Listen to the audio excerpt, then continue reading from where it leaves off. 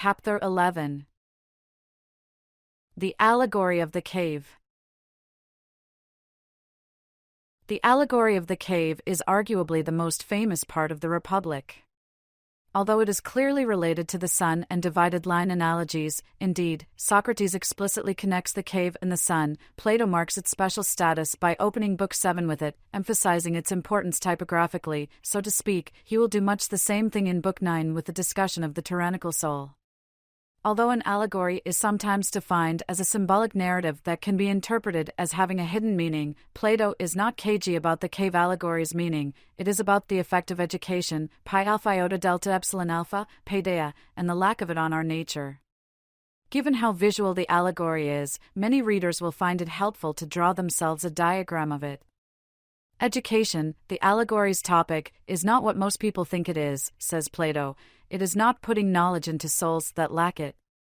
Though education sometimes requires that kind of transmission of knowledge from teacher to student, this is not its essence, which instead is turning the whole soul, turning it around, ultimately toward the form of the good. Education as turning around is a powerful metaphor, capturing the way in which learning involves gaining new perspectives, seeing everyday things and events from new points of view. Everyone, Plato insists, is capable of education in this sense. But not everyone is capable of making it out of the cave into the intelligible world of the forms, just as not everyone is capable of winning a Nobel Prize in physics or an Olympic medal in figure skating. Nonetheless, everyone has the capacity to be educated, to turn their soul from what is less real toward what is more real. Stages in the cave allegory. I count 6 distinct stages in the cave allegory. While such divisions are always prey to arbitrariness and subjective preference, I hope that the division I offer sheds light on what Plato is up to here. In the first stage, the cave's residents are prisoners, chained to their seats and unable to move not only their bodies but crucially their heads. They can only look straight ahead, and thus have only one perspective on what they see on the cave's wall. What they see are the shadows of a sort of puppet show taking place behind them, with shadows cast by the light of a fire. The puppets are various artifacts, statues of people and other animals, made out of stone, wood, and every material. The prisoners watch the shadow play, ignorant of the true nature of what they see. They believe that the truth is nothing other than the shadows of those artifacts. They take for reality what is a mere image of it. Some readers will have already noticed that stage 1 is parallel to the lowest section of the divided line, segment A, the objects of which are images and shadows. In the second stage, one of the prisoners is freed from their bonds. Plato does not tell us by whom or how. We are left to wonder whether the prisoner was saved by human agency or by the natural decay of their fetters. There is reason to think it is the former, since the freed prisoner is suddenly compelled to stand up, turn his head, walk, and look up toward the light, and somebody else seems to be doing the compelling. This is not the only time Plato connects education with compulsion, with being forced to turn one's head and gain a new perspective. Nor is it the only time when the head turning that constitutes education will be painful. When the freed prisoner is forced to look at the shadow-casting fire that, until this moment, they were unaware of, they will be pained and dazzled and unable to see the things whose shadows they had seen before. They will probably not like the experience at all, even though in being freed from their fetters they are thereby cured of their ignorance, not merely freed but cured, as if ignorance is a disease. It is a comfortable disease, to borrow a phrase from E. Cummings, for it is a world the cave-dweller is familiar with and comfortable in. Turned around and out of their comfort zone, they are unable to recognize the shadow-casting puppets, despite their skill at recognizing the shadows the puppets cast on the wall. Although the artifacts are, like any sensible particulars, not fully real, they are more real than the shadows they cast. Thus in looking at the shadow-casting artifacts the freed prisoner is a bit closer to the things that are and is turned towards things that are more. This is the existential sense of the verb to be that we distinguished earlier. The prisoner is closer to the things that are real that exist and, indeed, is coming closer to the things that are fully real, the forms. While not everyone is capable of making it out of the cave, Plato thinks that everyone is capable of being turned from the shadows to the shadow-casting artifacts, of moving from the lowest segment, segment A, of the divided line to the next highest, segment B, the realm of belief proper. Screens, television screens, phone screens, computer screens are the cave walls of today. When we uncritically accept the words and images we see there, we are like the chained prisoners. But if we turn and look at the sources of the information flickering before us, we might recognize that the information is distorted by bias and ulterior motive. Unlike the cave's puppeteers, who do not seem to derive any benefit from their shadow casting, the shadow casters of our age typically do derive some benefit, and frequently their power depends upon our remaining chained, accepting the images they project before us, and believing that the truth is nothing other than the shadows. While being turned around is good for us, we often do not initially like it. But there is also a danger that in being turned around, we will reject information we disagree with and take its source to be biased. Clearly, many sources are biased, but if we reject every artifact that comes from a puppeteer we do not like, it is not clear that we are any better off than we were before we turned to look. In fact, we might be worse off if we fall prey to the belief that critical thinking involves merely rejecting perhaps as fake news anything emanating from sources we identify as liberal or conservative or whatever. Education, in the end, is not just any kind of turning around, it requires that the student be turned the right way. In the third stage, we again see the role that compulsion plays in the cave allegory, for an unnamed, unidentified someone will drag the freed prisoner away from there by force, up the rough, steep path. Although Socrates devotes just one sentence to the third stage, what he says later in Book 7 indicates that this rough, steep path symbolizes the formal education that potential philosopher-rulers receive. This four-subject education is the basis of the quadrivium of classical liberal education, the sort of education suitable to a free person.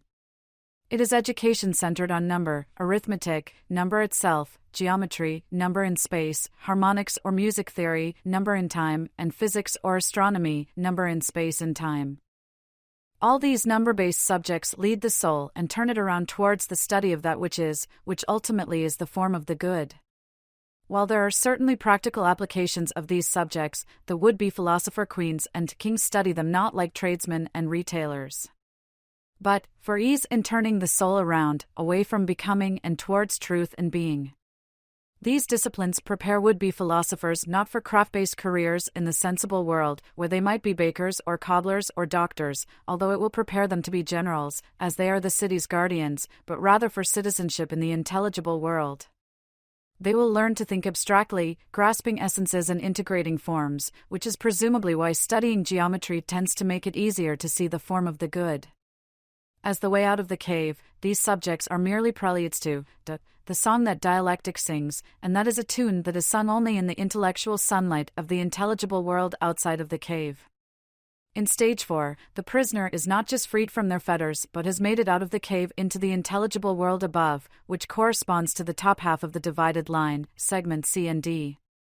Looking at the fire in the cave hurt their eyes, and they find emerging into the sunlight painful, just as a mid-afternoon moviegoer who leaves a dark theater is pained by the bright parking lot outside. At first, they will only be able to look at shadows of the objects in the world above, here cast by the light of the sun rather than the fire, or their reflections in water, or look at the objects at night. Just as the shadows on the cave wall were mere copies of the artifacts held before the fire, those artifacts are mere copies of the forms, which are the things themselves.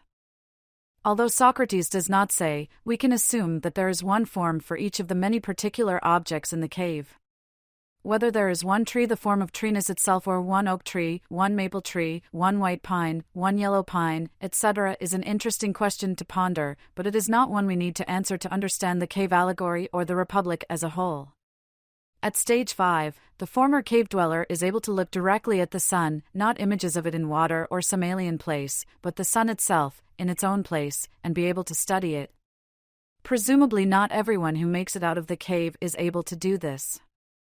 Mathematicians and scientists study the forms relevant to their disciplines, but they do not see other forms or how the forms they contemplate are related to these other forms, and they certainly do not see the form of the good. That vision is reserved for genuine philosophers, and there are very few of them. So presumably the fourth stage in the cave allegory corresponds to thought on the divided line, while the fifth stage is where understanding operates. In Stage 6, the sun-contemplating philosopher first thinks back on his life in the cave, and reflecting on what passed for wisdom there, smiles ruefully and feels pity for the others still trapped in their ignorance, who know only the shadows on the wall or the artifacts casting them. What would happen if the enlightened philosopher descended into the cave? They will not be greeted as a returning, liberating hero, Socrates thinks. The denizens of the dark world below will first think the returning philosopher a fool, until their eyes, used to the bright light of the intelligible world, have adjusted to the darkness of the cave. They will be unable to recognize the shadows or the puppets.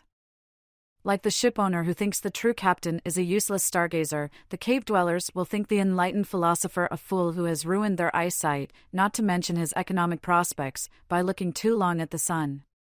But if they persist and try to free the prisoners and turn them toward the firelight or drag those who are able out of the cave, they will think their liberator is worse than useless, they will think them dangerous, and if they could somehow get their hands on him, they would kill him.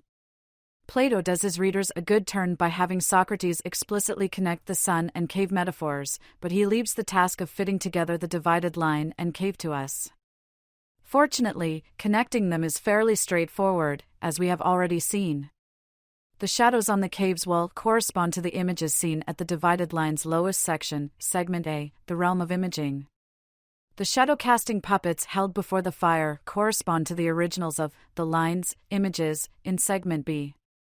Just as the shadows are copies of the originating artifacts, these artifacts, which are at home in the visible world, are in turn copies of the forms, which of course reside in the intelligible world, section C. Plato is not suggesting that the images, shadows, and reflections are not real, but rather that they are less real than the originals they are images of. This has a lot of intuitive appeal. I can create a shadow of my hand by interposing it between my desk and lamp, but the shadow cast seems less real than my hand in at least a couple of ways. First, while my hand is a three-dimensional object, the shadow is only two-dimensional, lacking the dimension of depth. Second, the shadow depends for its existence on the presence of my hand, and on the presence of the third thing that features in the sun analogy, light. My hand still exists when I turn off my desk lamp or move it out of the lamp's range, but the shadow no longer exists. Shadows, reflections in mirrors and water, etc., the stuff of segment of the line are ephemeral. They are not unreal. My seeing the shadow is not an optical illusion. There is something there, just something whose existence is thinner and flimsier than the objects at the line's second section, segment B. Now and here's the metaphysically important point: just as the shadows and reflections are copies of what seem to be independently existing objects, these objects themselves are copies of the forms they instantiate. The bed the carpenter makes, Socrates argues in Book 10, is something which is like that which is. The second is that is of existence. The built bed is like what is real, what fully exists. Its resembling the form of bedness is what makes it a bed and not a table, but, just as Van Gogh's paintings of his bed at alls are copies of the bed he slept in, so too is that bed a copy of the form. Thus Plato's metaphysical point can be put as a ratio, image, original, form. There is much that Plato leaves unsaid about the cave. Who first frees the prisoner? Who drags them up and out of the cave? Who are the puppeteers? What, if any, benefit do they derive from keeping the prisoners occupied with shadows?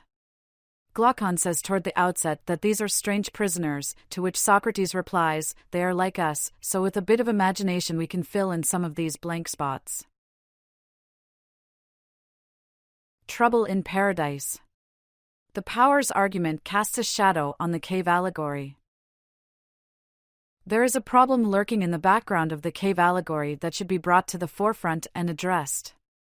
Indeed, all three of the key analogies, the sun, the divided line, and the cave, are analogical or metaphorical accounts of two distinct worlds or realms: the intelligible world, where the forms reside, and the visible world, home to spatio-temporal particulars. The Powers argument was supposed to provide some reason for believing in Plato's two worlds metaphysics, and indeed for taking the metaphysical elevator to the fourth floor, where the forms are not just real but are more real than the particulars that instantiate them. But we have seen that the Powers argument is logically invalid, since its conclusions could be false even if its premises are true, and even if its logical problems could be fixed, it would still not provide a good reason to accept Plato's two worlds metaphysics, given the implausibility of belief and knowledge having distinct objects. Presumably what Socrates says about agreed-to hypotheses that prove to be false goes for arguments, as well, that if it should ever be shown to be incorrect, all the consequences we have drawn from it will also be lost. Since the sun, divided line, and cave analogies all require the distinction between the visible and the intelligible worlds, they are infected, perhaps fatally, by the failure of the powers argument. Of course, Plato's two-world metaphysics could still be correct, since the conclusion of an unsound argument can still be true. But unsound arguments do not justify belief in their conclusions. What should we make of the major analogies of Books 6 and 7 in light of the failure of the powers argument? One option is to proceed in a hypothetical or conditional way. If these are the two worlds, then here is how they differ. Given the hypothetical nature of Socrates' procedure in the Republic, this is not a bad way to go. Another option is to interpret the two worlds non-literally but metaphorically, which fits well with the prevalence of metaphor in the Republic. On this view, the two worlds are ways of thinking about or conceptualizing reality rather than assertions about the nature of reality itself. And perhaps this is how the two worlds metaphysics should be interpreted even if the powers argument were sound. Think of the forms populating the intelligible realm, and that realm itself, as useful fictions. This metaphysically more cautious view would appeal to fans of Occam's razor. A problem with the metaphorical interpretation, however, is that Plato himself seems to take the two worlds literally. There are these two things, i.e., the form of the good and the sun, one sovereign of the intelligible kind and place, the other of the visible. Plato thinks of these as places, which suggests their reality. Although the word being translated as place, topaiomicron, topos, whence the English word topographical, could mean realm in a non-physical sense, it is difficult to think that Plato intends his talk of the forms and the intelligible realm to be taken only metaphorically. Still, for readers bothered by the failure of the powers argument, this may be the best interpretation, even if it is not Plato's.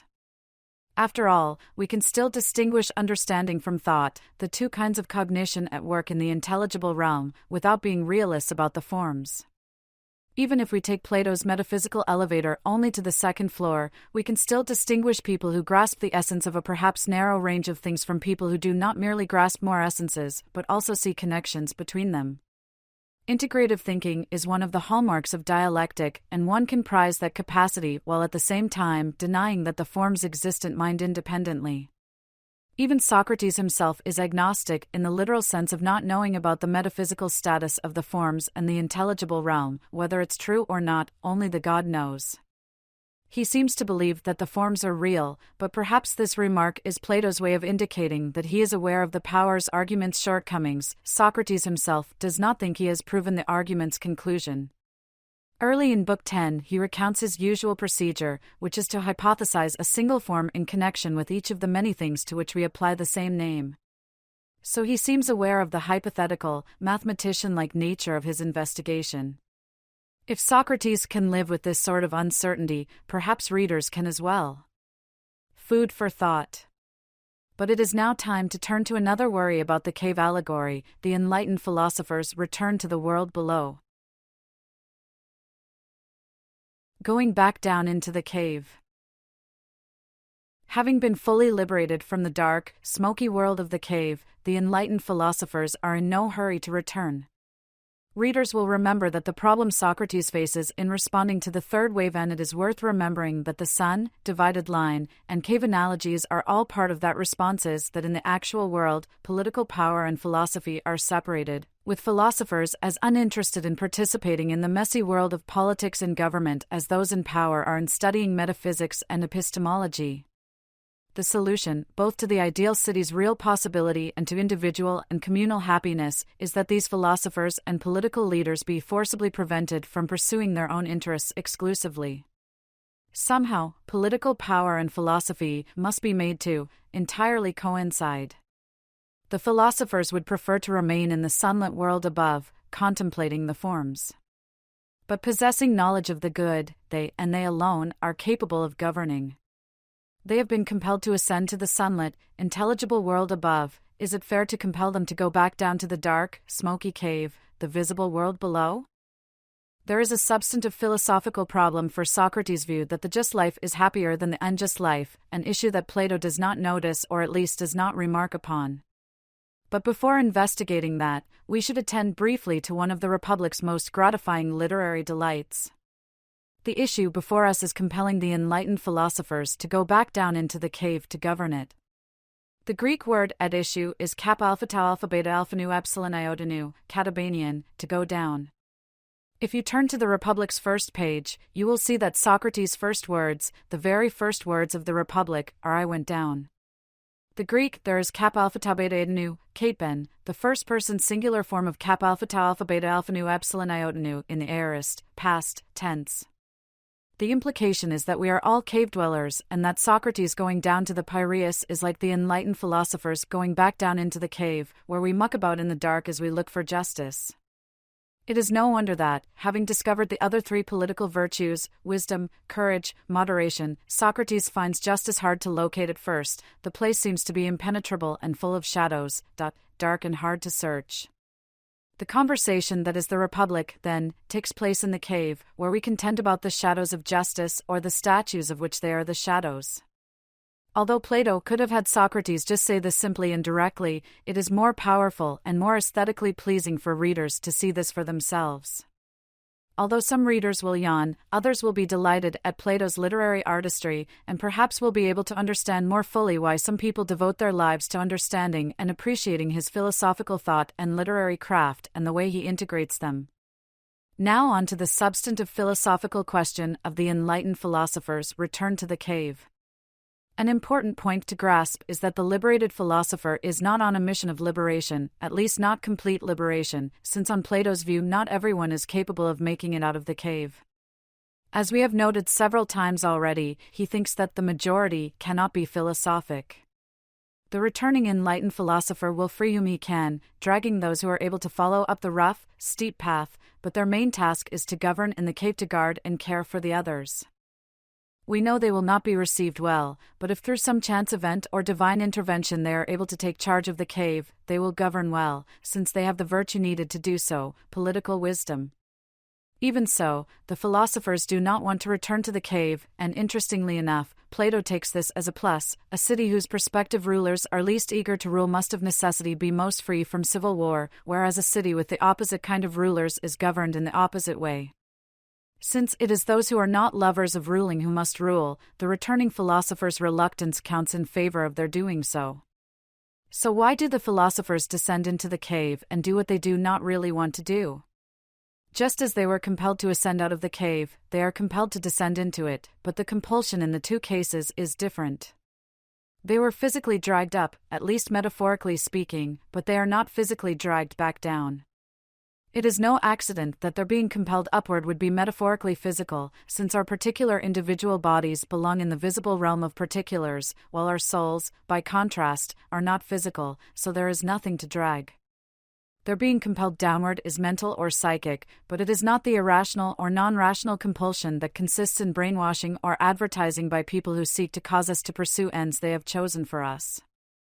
Instead, the enlightened philosopher is compelled to return by rational persuasion. If one recognizes that an argument is sound, that its conclusion must be true if its premises are true, and that its premises are in fact true, one is rationally compelled to accept the conclusion. This is not as a matter of internal or external causation, but rather of rational compulsion, the force of rational persuasion. So what is the argument that the enlightened philosophers should find so compelling? As I hinted earlier, Socrates does not argue that any enlightened philosopher has a duty to descend to the cave and govern. Instead, only those whose enlightenment results from the cities having educated them have that duty. What grows of its own accord and owes no debt for its upbringing, he argues, has justice on its side when it is not keen to pay anyone for that upbringing, where the currency of repayment is governing. It might be noble of an accidentally or divinely self-enlightened philosopher to do what they do not really want to do and descend into the cave, but this is not a requirement of justice. They would not act wrongly were they to remain above, pursuing their philosophical interests. But a philosopher educated by the city has a duty of reciprocity and gratitude to descend and govern. We should note that Plato here shows that he is not a consequentialist about morality. We can assume that the consequences of the philosophers descending would be better, all things considered, than the consequences of their remaining in the intelligible world above. if we take the good they would do by governing, which is presumably substantial, since there can be no real happiness for the citizens if philosophers do not rule, and subtract from it the personal cost to them of sacrificing their own preferences for the good of the group, the net consequences of descending would still be overall better than those of not descending. But this fact alone is not sufficient to generate a duty for the enlightened philosopher to descend and govern. Were they to go down into the cave, they would be going beyond the call of duty. Going down would be supererogatory, as philosophers say. Supererogatory actions are praiseworthy to perform, but not blameworthy to omit. Donating a kidney to a stranger is, other things being equal, praiseworthy, but my not doing this is not blameworthy. I do not act unjustly if I keep both of my kidneys. Of course, if I have promised to donate the kidney and the stranger has relied on my promise, then other things are not equal, and the moral situation has changed considerably. Actions required by justice are different, failure to perform them is blameworthy, and, other things being equal, performing them is not praiseworthy. Special circumstances are required for refraining from violence to be praiseworthy, as envisioned in a Sopranos episode when Tony, a violence-prone mafioso, forgoes killing his daughter's sexually predatory soccer coach and lets the police deal with it. "I didn't hurt nobody today," Tony drunkenly tells his wife, and for him, this is suitably praiseworthy. For the rest of us, not killing people who bother us or whom we regard as moral reprobates is what is minimally expected, and there is no praise for doing what we ought to be doing. So not just any enlightened philosopher, but only the enlightened philosopher who owes their enlightenment to the education that the city has provided for them, has a duty to go down into the cave and govern. Here is the argument Socrates gives them. "We have made you kings in our city and leaders of the swarm, as it were, both for yourselves and for the rest of the city. You are better and more completely educated than the others and are better able to share in both types of life. Therefore each of you must go down to live in the common dwelling place of the others and grow accustomed to seeing in the dark. When you are used to it, you'll see vastly better than the people there. And because you have seen the truth about fine, just, and good things, you'll know each image for what it is and also that of which it is the image.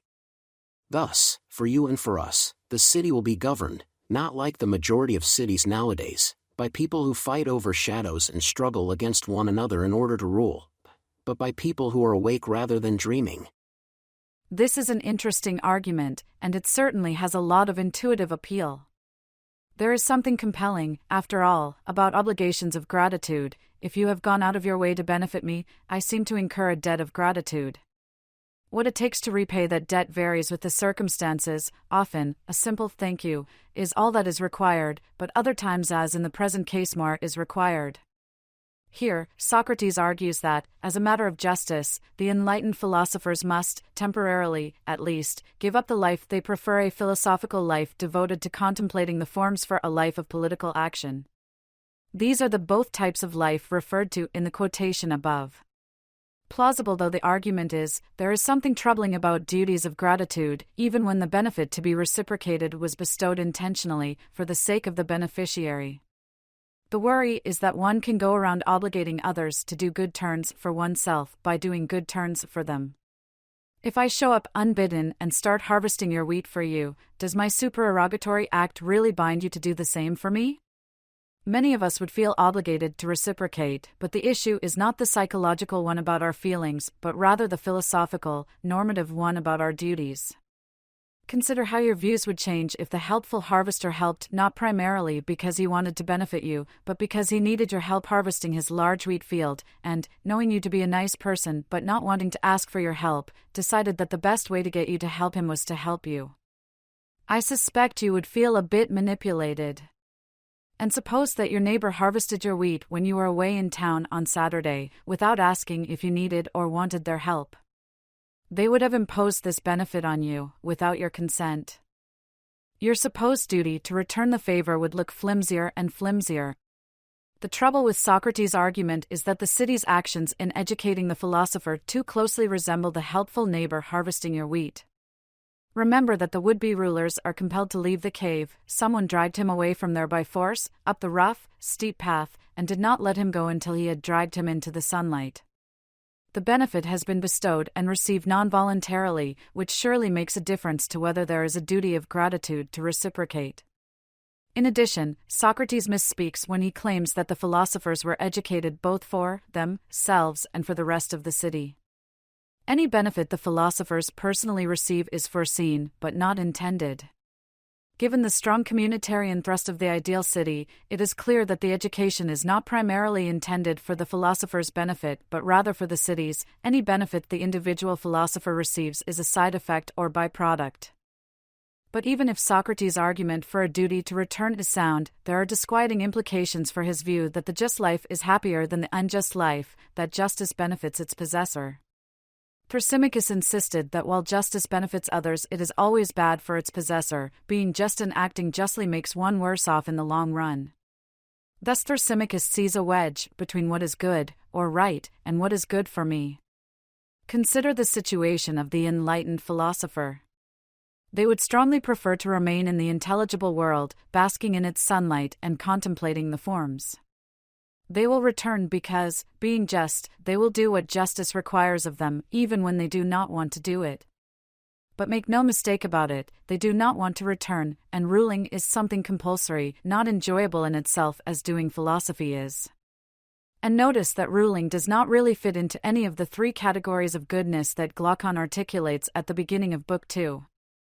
While ruling seems at first to belong to the category of goods that are onerous but beneficial, upon reflection we can see that it does not really fit there, since this mixed category contains goods that are onerous but beneficial to us. My emphasis. Few people enjoy flossing their teeth, but those who do this regularly derive a benefit and presumably decide that on the whole flossing is worth it, but its value is extrinsic and instrumental, not intrinsic. But imagine if flossing benefited not the flosser but someone else. This seems to be the position of the enlightened philosopher. They return to the cave to govern, but they would rather not, since they would be personally better off ignoring the demands of justice.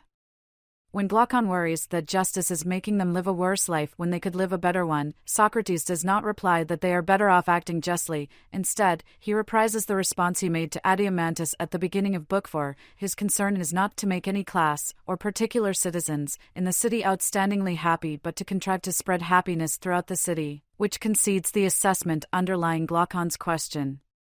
The philosopher's return benefits the cave's residents, since there can be no happiness, either public or private, in any city not governed by a philosopher king or queen. But returning does not benefit them personally, and that is the real issue here. Socrates seems to be conceding that Thrasymachus is right after all. Justice benefits someone else, not its possessor. Even if the overall consequences of the philosophers returning were better than the consequences of their remaining above, their return would not benefit them. So it looks like justice does not benefit its possessor. Leading a good life seems to come at the cost of having a good life. Thus it seems that the philosopher's situation is analogous to the far-fetched scenario in which flossing does not benefit the flosser but somehow benefits others. It would be a mistake to think that even in this scenario I would have no self-interested reasons for flossing. If there is a community norm that everyone should floss, my flossing would help sustain and promote this norm, and thus indirectly contribute to the benefit adherence to the norm produces, and encourage others to do so as well. If this is the case, then my flossing would benefit me indirectly. In doing my part to uphold norms that benefit the community, the burden of compliance might be counterbalanced by the benefit received. The same might be said for the returning philosopher, who lives a better life in a well-governed city than they do in the poorly governed city of the shelter from the storm analogy, which we considered in the last chapter. Although they would rather not descend, perhaps the philosopher's doing so really does benefit them when we look at the big picture. So perhaps Socrates does not give away the game to Thrasymachus after all. Even though the philosopher's return seems altruistic, they return to labor in politics and rule for the city's sake rather than their own, they might in fact benefit by their return. Though the city's good is the outcome they intend, they can perhaps foresee that they will benefit too. A worry remains, though, in the imaginary scenario in which flossing benefits others, it seems unlikely that my not flossing will have bad consequences so long as enough of my fellow citizens floss regularly. Or, to take a less far-fetched example, I might reason that while I enjoy national public radio, I can still receive this benefit without bearing my share of the burden, since NPR's not receiving $100 from me will not cause them to close up shop. It seems to be in my self-interest to be a free rider, benefiting from the good behavior of others while not burdening myself with doing my share. The ethics of Immanuel Kant rules out such free-riding behavior. If everyone's acting on the maxim or principle I plan to act on would make it impossible for me to act on it, then my acting on it is wrong. But Kant did not share Socrates' view that doing the right thing makes me better off. All things considered, the demands of morality are frequently at odds with those of self-interest and happiness. Now perhaps free-riding would not even tempt the fully just philosopher, who takes their turn at ruling without complaint. But the self-interested Thrasymachon, who is vicious but clever, is unlikely to be persuaded. The philosopher would clearly be better off if they missed a turn every once in a while, if they called in sick when they really wanted a day of metaphysical sunbathing. And things look even worse for the view that the just life is happier if we bear in mind the lives Socrates is to compare to settle the question of which life is happier, a just person who appears unjust versus an unjust person who appears just. The philosopher who does not go back down to the cave would be unjust, but under the terms agreed to they would not appear to be so. Their free-riding would have to go unnoticed and thus would not undermine the norms governing the small community of philosophers, so their not going back down to the cave to rule benefits them without the negative effect on norms of justice. These are some of the issues readers will want to keep in mind as we explore Books 8 and 9, where Socrates resumes his investigation of the Republic's second question. In Book 7, though, he does not seem to notice them, or if he does, he gives no explicit indication of this.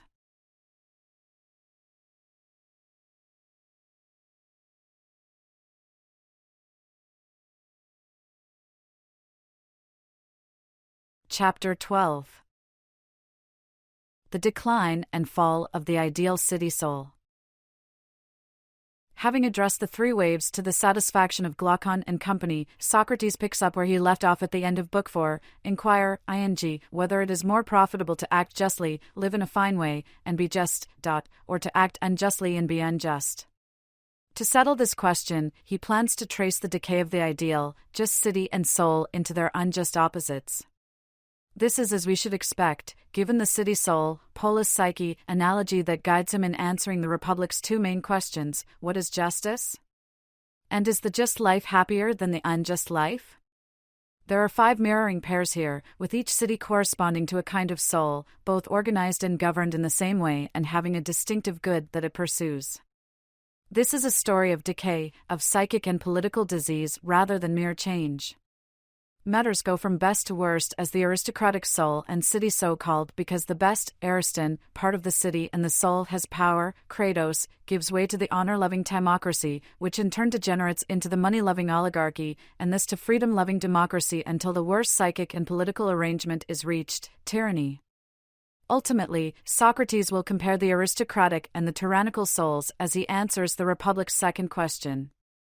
There is a lot going on here, so our discussion will be selective. Of course, we will want to attend to which part of the city or soul is in charge and what end or goal each pursues as good in itself. We will also attend to the transvaluation of values to the ways in which virtues become vices and vices virtues in this long, dark night of the soul and city, noting both the internal and external causes of decay. A common thread throughout the discussion is the role played by changes to the educational program developed earlier in Books 2 and 3.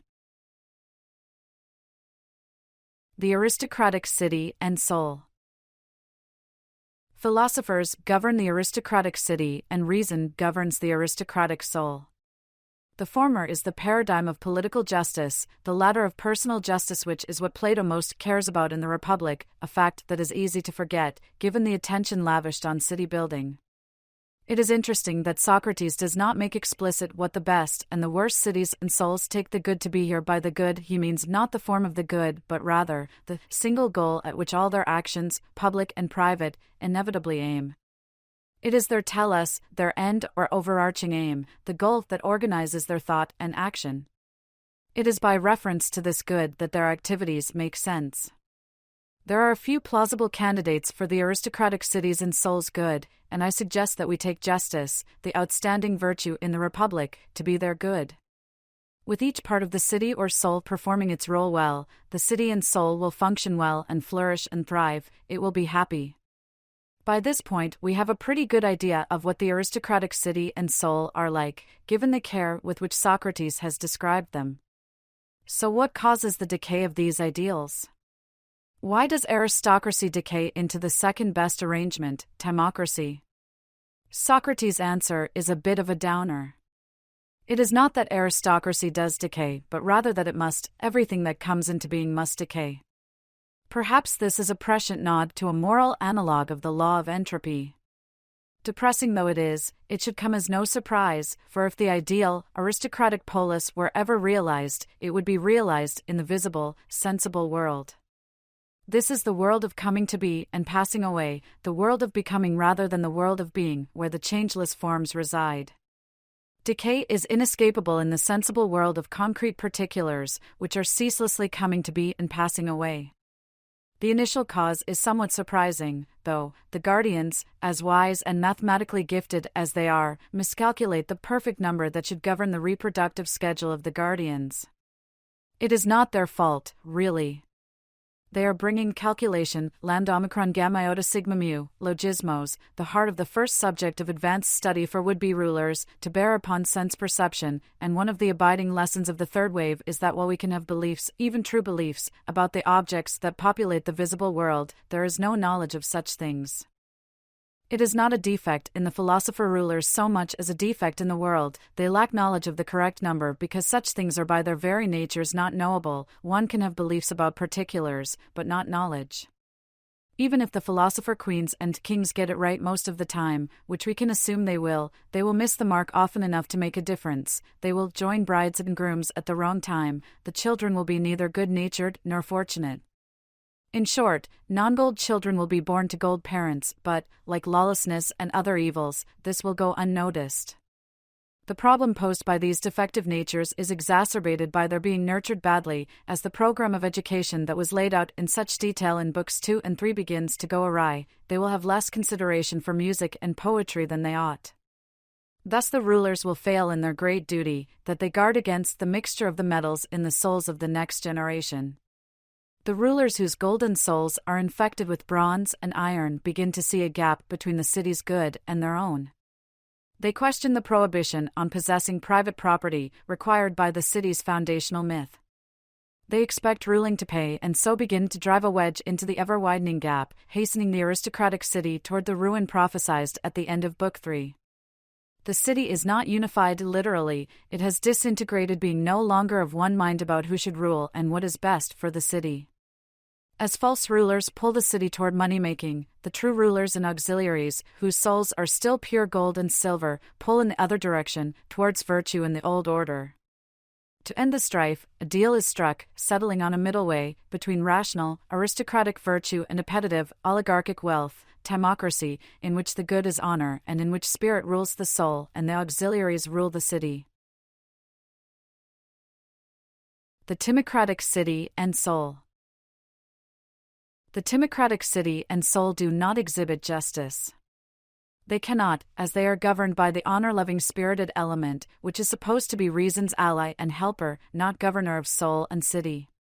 Only a soul and city in which each part performs its proper task can be just. Still, calling them unjust seems too strong. People for whom honor is the good will regard shame as bad, perhaps as the bad, the thing most to be avoided, and thus will avoid conventionally unjust conduct. This love of honor is fueled by their physical training more than music and poetry, which also fuels a change for the worse in fundamental values. Justice, we know, is doing one's own work and not meddling with what is not one's own, but in a timocracy those who do their work are called fools and held to be of little account, while those who meddle in other people's affairs are honored and praised. Thus justice begins to be regarded as the kind of simple-minded foolishness that Thrasymachus mocked in Book 1. In accounting for the rise of the timocratic person, Socrates seems to give more evidence that he is not really a feminist, as he lays the blame for its rise at the feet of a carping, status-hungry wife who complains to her son about his father's shortcomings. The aristocratic father, who is reminiscent of Book Six's shelter seeker who wants to lead a quiet life and do his own work, is not interested in ruling as his city degenerates, and this negatively affects his wife's status among the other wives. He is uninterested in money and does not fight back when he is insulted. In short, his wife complains to their son that his father is unmanly and too easygoing, since, presumably, he subscribes to Socrates' proto-Stoic view that human affairs are not worth taking very seriously and thus is among those who are unwilling to occupy themselves in human affairs. At his mother's urging, their son wants to be more of a man than his father. It's clear that Plato is criticizing a kind of masculinity that typifies and would be ascendant in an honor-driven, competitive culture. The timocratic son is not bad by nature, Socrates insists, but he is surrounded by people who value honor and victory more than virtue and truth, so it is no wonder, given how readily children absorb values from their culture, that he turns out as he does. Honor is a fine thing, as it can lead one to have a soul that is kaolin, fine and noble and beautiful, and thus worthy of being honored. Kant thought it a facsimile of virtue, as it provides a nobler motive than self-interest. Aristotle writes of a healthy competition in which people strive to emulate and even outdo each other in virtue. But honor as an internal good can easily give way to the external good of being honored, especially in a competitive, victory-loving culture. Being honored should be merely a foreseeable consequence of acting well, but it becomes instead the intended outcome, the goal aimed at. The oligarchic city and soul. Changes to education and changes in value are again part of the story as timocracy degenerates into oligarchy. The most momentous change is wealth's replacing honor as the overarching goal of city and soul, as the competition for honor that drove the timocratic person finds a new object. It is no accident that Plato twice appeals to the notion of emulation in explaining this transition. The Greek term is zeta lambda omicron, zealous, which is the root of the words zealous and jealous. Iron and bronze-soled rulers see their fellows stretching and then disregarding the rules against private property, they emulate and compete with each other, which ultimately leads them to formally establish wealth as a qualification for ruling. Wealth is the criterion by which they choose the captain of the ship of state, refusing to entrust the ship to a poor person even if he was a better captain. As wealthy craftspeople govern the oligarchic city, appetite in particular, the desire to make money, governs the soul. Thus appetite and the craftspeople operate in areas beyond their expertise, meddling in other people's affairs, the affairs of the guardians and auxiliaries. Plato's psychology of the oligarchic person is subtle and fascinating. The oligarchic person subordinates reason to appetite, reducing reason to the merely instrumental role of determining the best means to the end which appetite sets for him, and thus embodies the Humean picture on which reason is and not only be the slave of the passions, and can never pretend to any other office but then to serve and obey them. This is not to say that Hume endorses the oligarch's substantive goal. He does not think our primary aim is or should be the pursuit of wealth.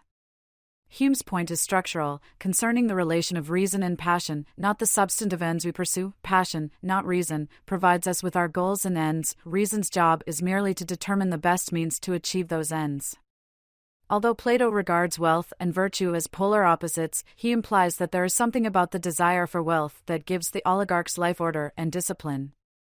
The oligarch is unwilling to indulge what Socrates calls his dronish appetites for sensual gratification, but instead is a thrifty worker who satisfies only his necessary appetites. Since reason does not govern his soul, he is not just, but he is not quite unjust, at least his conduct is not reliably unjust.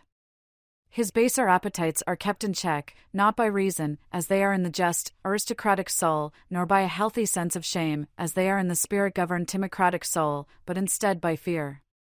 The oligarch fears that indulging his other appetites will be financially too costly.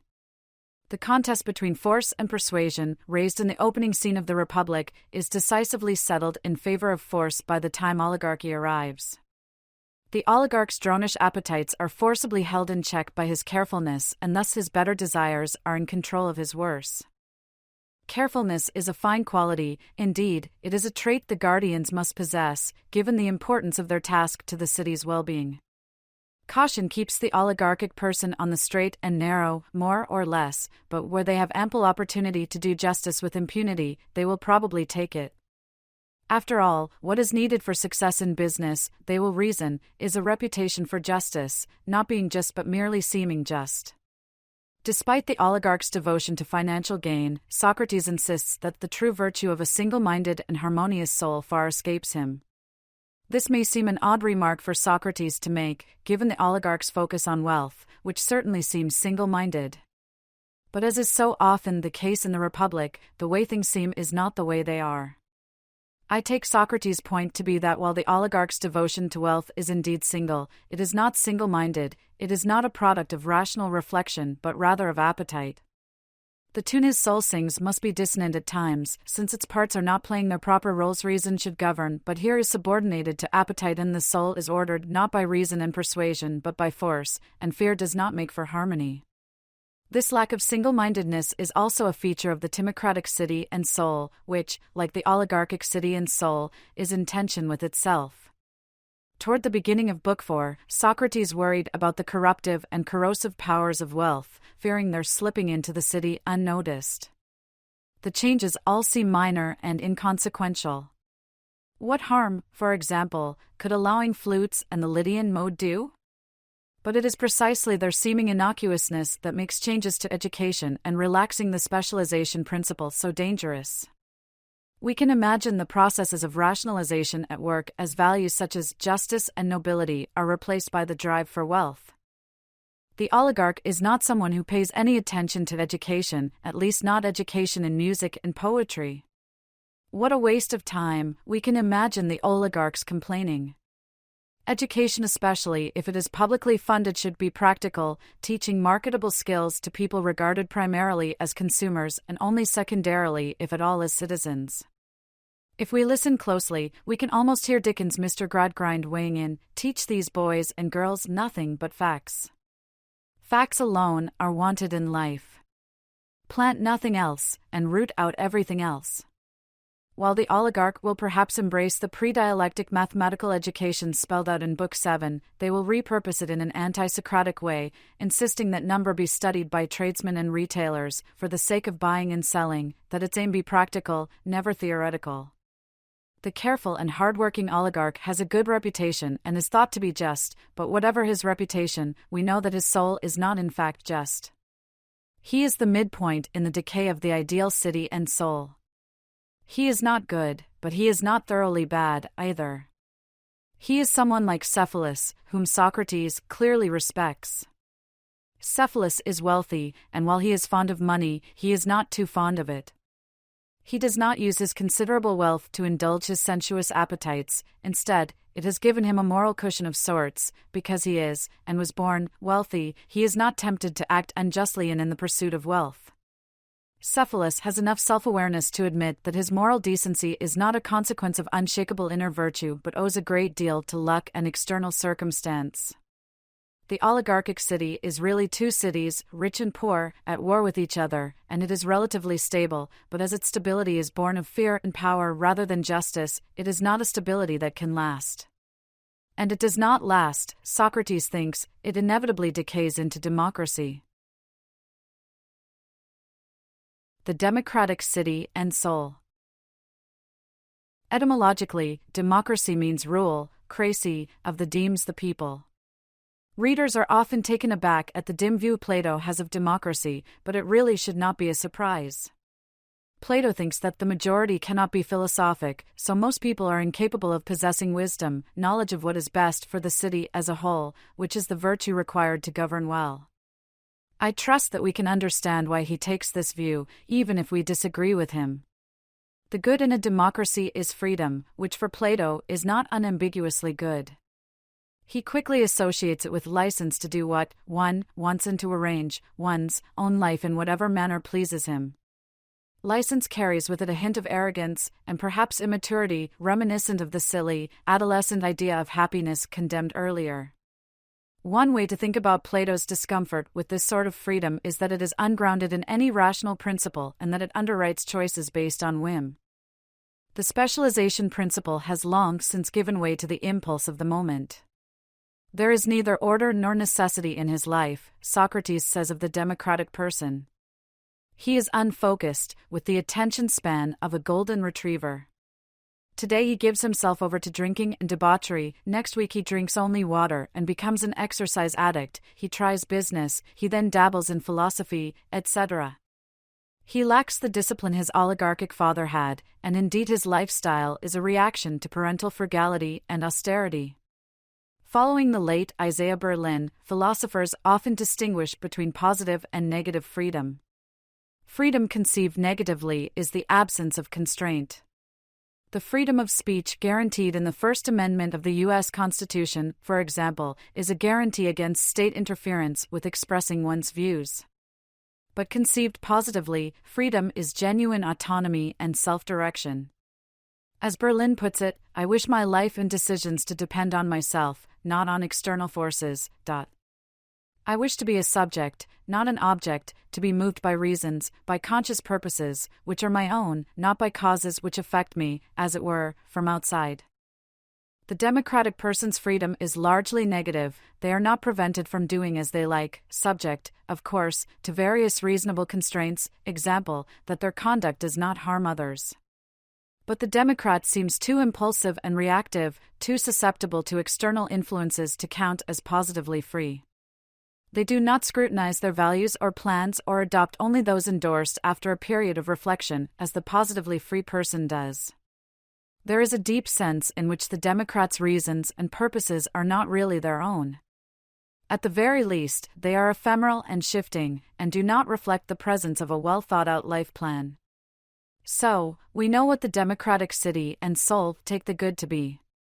And in place of oligarchy's wealth requirement, in the democratic city all citizens or, at least, all male citizens have political rights. The city is ruled not by the wealthy craftspeople but by all the craftspeople. The political classes of the aristocratic city are a thing of the past, and the army comprises citizen soldiers, rather than the professionals that Plato envisioned. But what governs the democratic soul? There are 5 kinds of constitutional arrangement, Socrates insists, but only 3 parts of the soul, so by the time we arrive at democracy, we seem to have run out of parts. So what governs? Interlude: Necessary versus unnecessary appetites. Appetite governs the democratic soul, as it does in the oligarchic soul, but here Socrates makes a philosophically interesting distinction between kinds of appetites or desires. The democratic soul is governed by unnecessary desires, the sort the oligarchs steadfastly and cautiously refuse to indulge, while necessary desires govern the oligarchic soul. Socrates alluded to the distinction, without explaining it, when describing the oligarch, whom he called a thrifty worker who satisfies only his necessary appetites. And indeed, the distinction between necessary and unnecessary desires is implicit in the difference between the rustic and the luxurious ideal cities. The latter comes about because the citizens have overstepped the limit of their necessities, which suggests that in the rustic city, which Socrates regards as the true city, the healthy one, the citizens satisfy only their necessary appetites, whereas satisfying the unnecessary appetites fuels the luxurious city. So how do necessary and unnecessary desires differ? Plato gives a 2-pronged definition of necessary desires. Those we cannot desist from and those whose satisfaction benefits us are rightly called necessary, for we are by nature compelled to satisfy them. This and should be an or, however, since a desire that meets either criterion will count as necessary.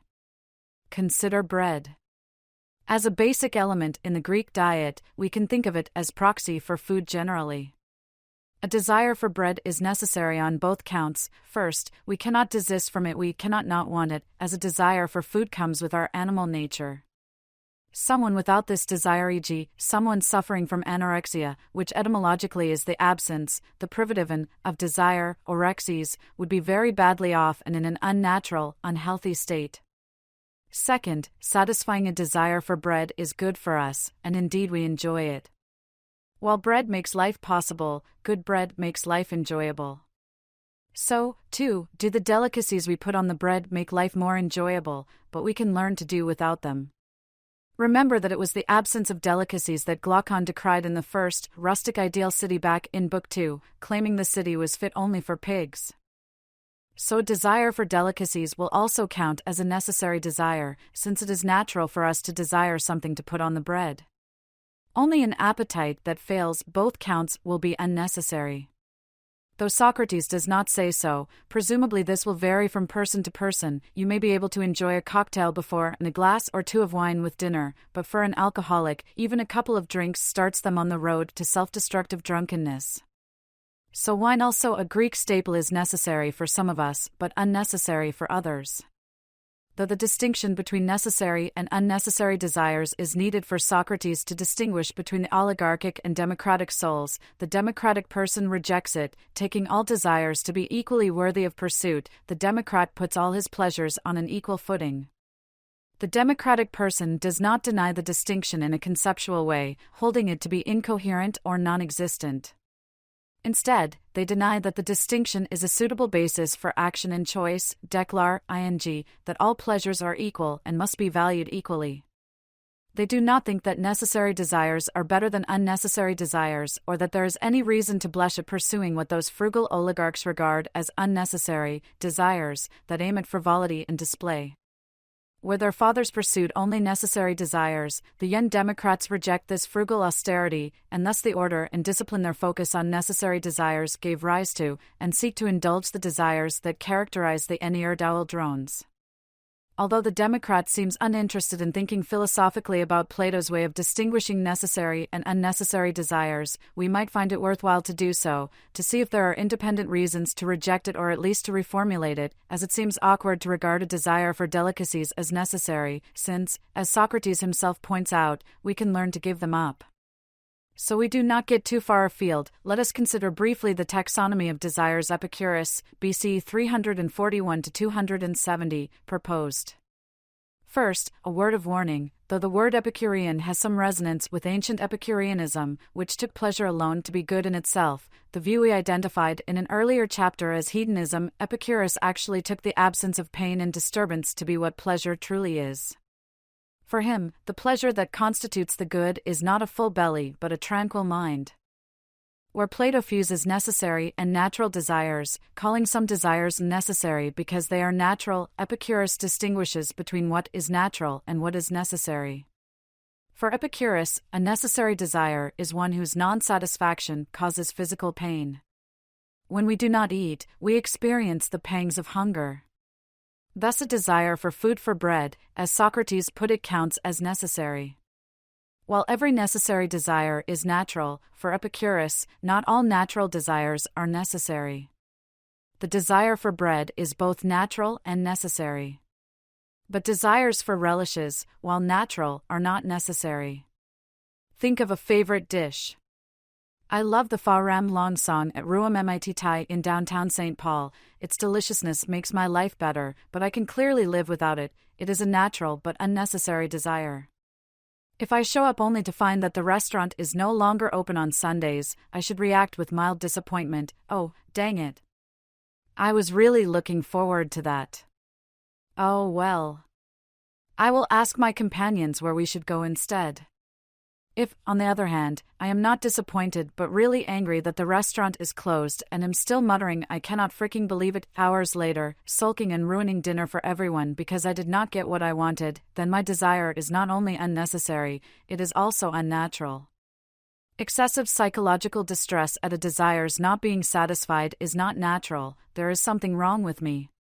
So the difference between natural but unnecessary desires and unnecessary desires is not a difference in objects desired, but rather in the desirer themselves.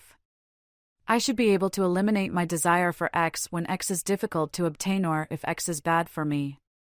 Epicurus thinks that the source is usually a groundless opinion, some false belief that I cannot be happy unless I have this particular Thai dish or that flavor of ice cream or that I get a promotion, etc. In fact, for Epicurus, eliminating such desires is one of the keys to happiness. No gourmand himself, Epicurus thought that plain fare gives as much pleasure as a costly diet, when once the pain of one has been removed, while bread and water confer the highest possible pleasure when they are brought to hungry lips. To habituate oneself, therefore, to simple and inexpensive diet supplies all that is needful for health, and enables a man to meet the necessary requirements of life without shrinking, and it places us in a better condition when we approach at intervals a costly fare and renders us fearless of fortune. Epicurus' taxonomy of desire seems an improvement on Plato's largely because he separates naturalness and necessity, which Plato conflates. Plato's way of distinguishing necessary and unnecessary seems awkward and even mistaken, but if so, it is not a fatal mistake but rather one that is easily reparable. Democracy, continued. Equality comes a close second to freedom as democracy's defining good. Not only are all pleasures and desires equal, but so too are men and women, which is yet another point against the view that Socrates is a feminist, given the disdain he has for democracy, slave and owner, citizen and non-citizen, and even humans and non-human animals. Where the oligarchic father satisfies only his necessary appetites, and enslaves his other desires as vain, his democratic son celebrates the liberation and release of useless and unnecessary pleasures. Plato stresses how attractive the democratic polity appears. It is multicolored and embroidered with every kind of character type. But it is a specious beauty. The democratic children of oligarchic parents seem to suffer from what is sometimes called affluenza. They are fond of luxury, incapable of effort either mental or physical, too soft to stand up to pleasures or pains, and idle besides. Their teachers, perhaps afraid of low scores on student surveys, fear and flatter them, and their parents want most of all to be their friends. It is a prescription for disaster, Plato thinks. Despite its obvious shortcomings, taking the good to be wealth has its benefits, because it is a value with content and moreover one that imposes discipline and order. Freedom, on the other hand, is formal rather than contentful, and indeed it is perhaps too formal and too open-textured to guide one's life. Aristotle wrote that not to have one's life organized in view of some end is a mark of much folly. Plato surely agrees. He seems to be arguing that freedom is ill-suited to play the role the democrat has cast it in. Do whatever you want is, technically, a life-guiding principle, but so long as there are few or no restrictions on what one should want or desire, it is going to lead to chaos. So what we have is not so much democracy as anarchy nu alpha kai alpha, anarchia, the absence of a leader or leading principle. We see this most clearly in the way the correct, aristocratic scheme of values is turned on its head in the democratic city and soul. Reverence, the proper sense of respect and shame that proper stories about the gods were meant to cultivate, is thought of as foolishness. The cardinal virtue of moderation is regarded as the cardinal vice of cowardice, and the vice of shamelessness is now become courage. Insolence, literally, beta rho iota, hubris, is regarded as good breeding, and anarchy is freedom. They mistake prodigality or wastefulness as the public-spirited virtue of magnificence, private spending for public goods such as producing a tragedy, outfitting a trireme, etc. Where the oligarchic father was not willing to spend on such matters, the democratic son goes wrong in the other direction, spending wildly. It is an upside-down world, but of course the democratic person thinks it is the best of all worlds, free of stuffy conventions and old-fashioned thinking. The tyrannical city and soul. Plato's explanation of the transformation from democracy to oligarchy has the elegance of Newton's third law of motion, which states that for every action, there is an equal and opposite reaction. For Plato, excessive action in one direction usually sets up a reaction in the opposite direction, so the extreme freedom found in democracies leads inexorably to the total lack of freedom found in tyrannies. Plato thinks his proto-Newtonian principle is not merely political, it explains changes in seasons, plants, and bodies, too, but alas we do not have space to pursue this fascinating line of thought. It is no accident that Plato appeals to a principle of physics here. Nor should it be a surprise, after all, it is something like entropy that explains why the ideal state begins to decay in the first place. In addition to physical explanations of political events and changes, and it is helpful to keep in mind that our word physics derives from the ancient Greek word phi sigma iota, physis, which means nature more broadly. He also appeals to economic factors. Consider first the change from oligarchy to democracy. Having exploited existing sources of wealth, the oligarchs need new sources, new markets, so they hit upon one with great contemporary relevance. They find young people to be a potentially lucrative market to lend money to. More interested in profit than people, they are unwilling to enact laws to prevent young people who have had no discipline from spending and wasting their wealth, so that by making loans to them, secured by the young people's property, and then calling those loans in, they themselves become ever richer and more honored. Although the details differ, something similar is afoot in the U.S., where student loan debt now tops $1 trillion, exceeding even credit card debt. Though the cause is massive state disinvestment in higher education rather than predatory lending, the results seem the same: indebted young people.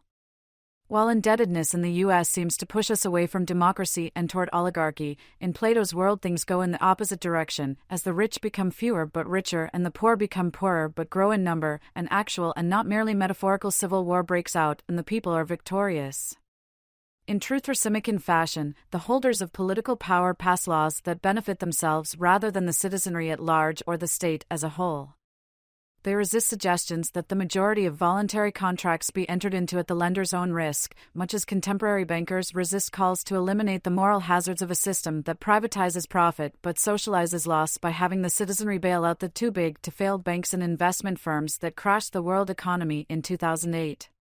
The transition to tyranny is fueled by the would-be tyrants making all sorts of promises both in public and private, freeing the people from debt, and redistributing the land to them. Thus economic factors are at work here, as well. Many readers will note eerie similarities with today's global political climate, which seems to feature the emergence of the strongman whom the people have set up as their special champion.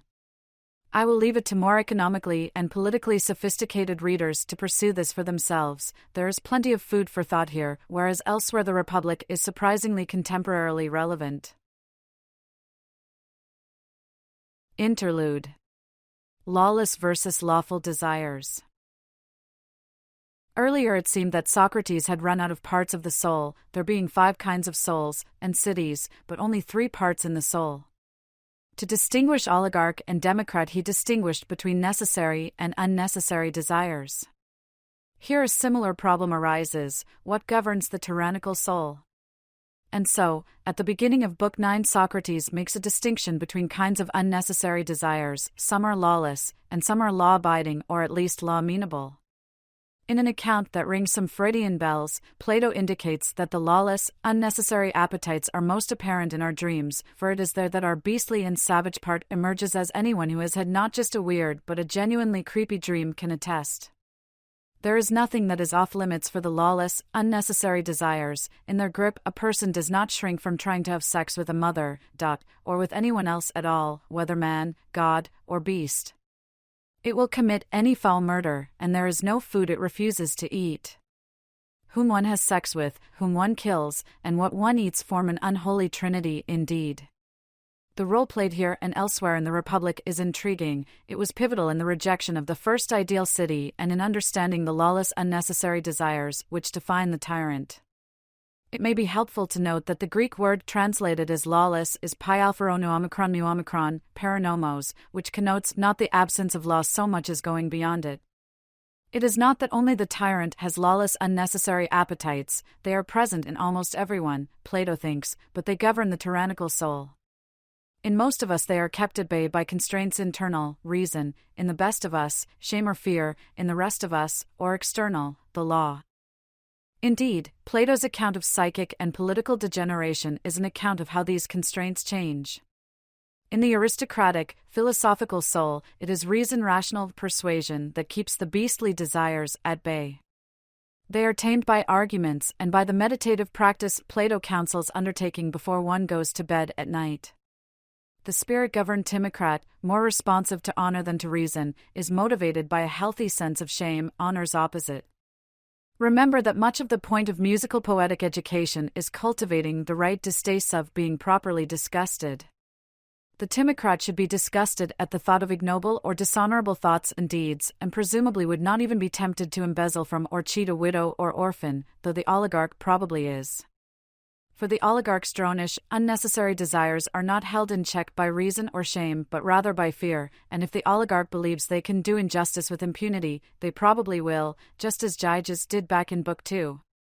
The democratic person wavers between fear and shame, being too unsettled to have a constant, characteristic motivation. Sometimes their disordered soul is ordered by a kind of shame, which overcomes some of their base appetites and expels others. But at other times they feel neither shame nor fear in front of their parents, thinking themselves their parents' equal and taking shamelessness to be a form of courage. The tyrannical soul is free of all control by shame or reason. As the tyrannical city long ago abandoned proper education in music and poetry, the main bulwark against lawlessness, this should come as no surprise. Tyranny, continued.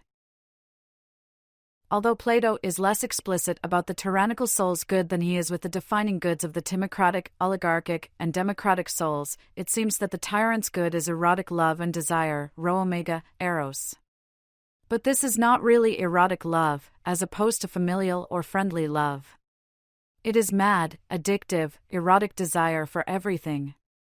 Plato told us back in Book 3 that the right kind of erotic love, rho theta rho omega, the orthos eros, is the love of order and beauty that has been moderated by education in music and poetry, which has nothing mad or licentious about it. The tyrant's erotic love, by contrast, is a kind of madness, mu alpha mania, that leads not merely to housebreaking, purse-snatching, temple robbing and the like, a cluster of unjust acts that pop up elsewhere in the Republic, but to complete anarchy and lawlessness. It is outdoing pleonxia gone mad. Thus the tyrant when awake is what most of us are when we sleep and have dark dreams of fulfilling lawless unnecessary desires. The tyrant is the inversion of the philosopher, who, in contrast to lovers of opinion and the cave-dwellers, is awake. The tyrant's waking life is like the nightmare we described earlier. Their desires are not merely many but are insatiable, for they are like a vessel full of holes. No sooner has one appetite or lust been satisfied than another makes its demands. Always wanting more, nothing is ever enough.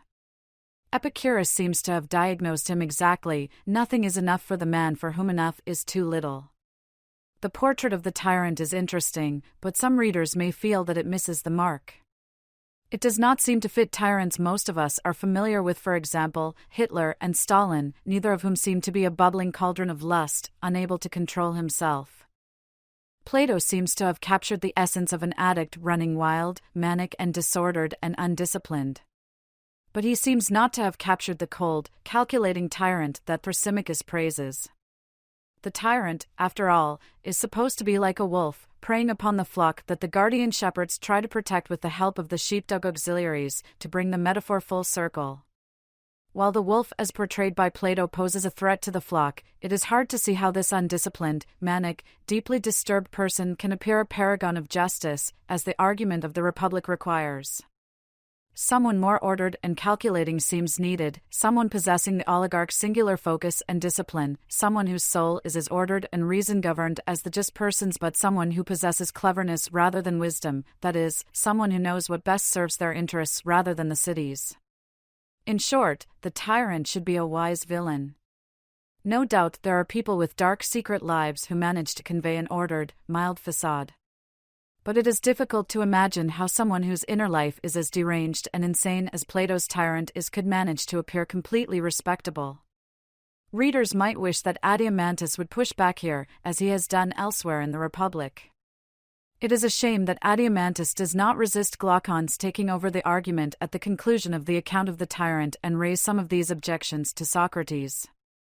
Because he does not, we will want to keep them in mind as we look at the arguments that the just life is happier than the unjust life, to which we now turn.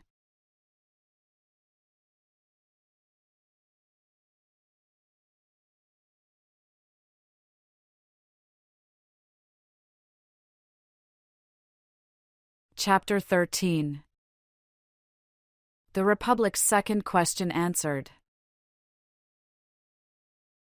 At long last, in Book 9 Socrates is ready to address the Republic's second question: is a just life happier than an unjust life? There is a lot at stake here, as the argument concerns no ordinary topic but the way we ought to live. It is important to bear in mind that the ought here is not necessarily a moral ought. Indeed, it seems trivially true that one morally ought to live a morally good life. Socrates is asking a question that does not presuppose a moral answer. He is asking what is the best sort of life for a human being. Is it a life of acting justly, or am I personally better off acting unjustly when it pays to do so, all things considered? If I cannot be happy without being just, then I have a good, self-regarding reason to live justly. Socrates initially thought that he had answered this question with Book 1's function argument, but he quickly realized that he jumped the gun in concluding that the just life is happier before determining what justice itself is. But now, having determined what justice is to the satisfaction of Glaucon and Adeimantus and the rest, Socrates is ready to deliver. Argument number 1. Comparing characters. It is clear to everyone, Socrates says, that there is no city more wretched than one ruled by a tyrant and none more happy than one ruled by kings. So much for political happiness. As for personal happiness, settling the question requires us to compare the just and unjust lives, the lives of the aristocratic philosopher and the tyrant, respectively. Actually, it does not require us to do this, it requires someone who is competent to judge to do so. Their verdict will decide the case. So, who is fit to judge? The person, Socrates answers, who in thought can go down into a person's character and examine it thoroughly, someone who does not judge from outside. After my making so much of the enlightened philosophers going down into the cave, readers might be deflated at learning that a different verb, nu delta epsilon iota nu, in duin, is being translated go down. Its primary meaning is to try on, as clothes. It can also mean to go into. Though it lacks literary razzle-dazzle, the crucial point is that this is something that the fit judge can do in thought. They need not actually, in body, become a drug addict to assess the addict's life. For example, they can understand this life without having lived it because a philosopher grasps the relevant form and its relation to the form of the good. This squares with Socrates' earlier observation that a good judge is aware of injustice not as something at home in his own soul, but as something present in others. He recognizes injustice as bad by nature, not from his own experience of it, but through knowledge. Another crucial point, related to the first, is that the fit judge does not judge from the outside. They are not dazzled by the facade that tyrants adopt, but are able to see through that sort of thing. This echoes and indeed answers Adeimantus' earlier complaint that the way justice is praised in Athenian culture leads young people to cynically conclude that they should create a facade of illusory virtue around them, to deceive those who come near.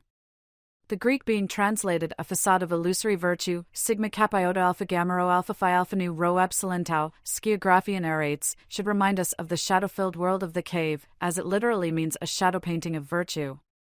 What the competent judge finds is that the tyrannical soul is full of disorder and regret and indeed is least likely to do what it wants.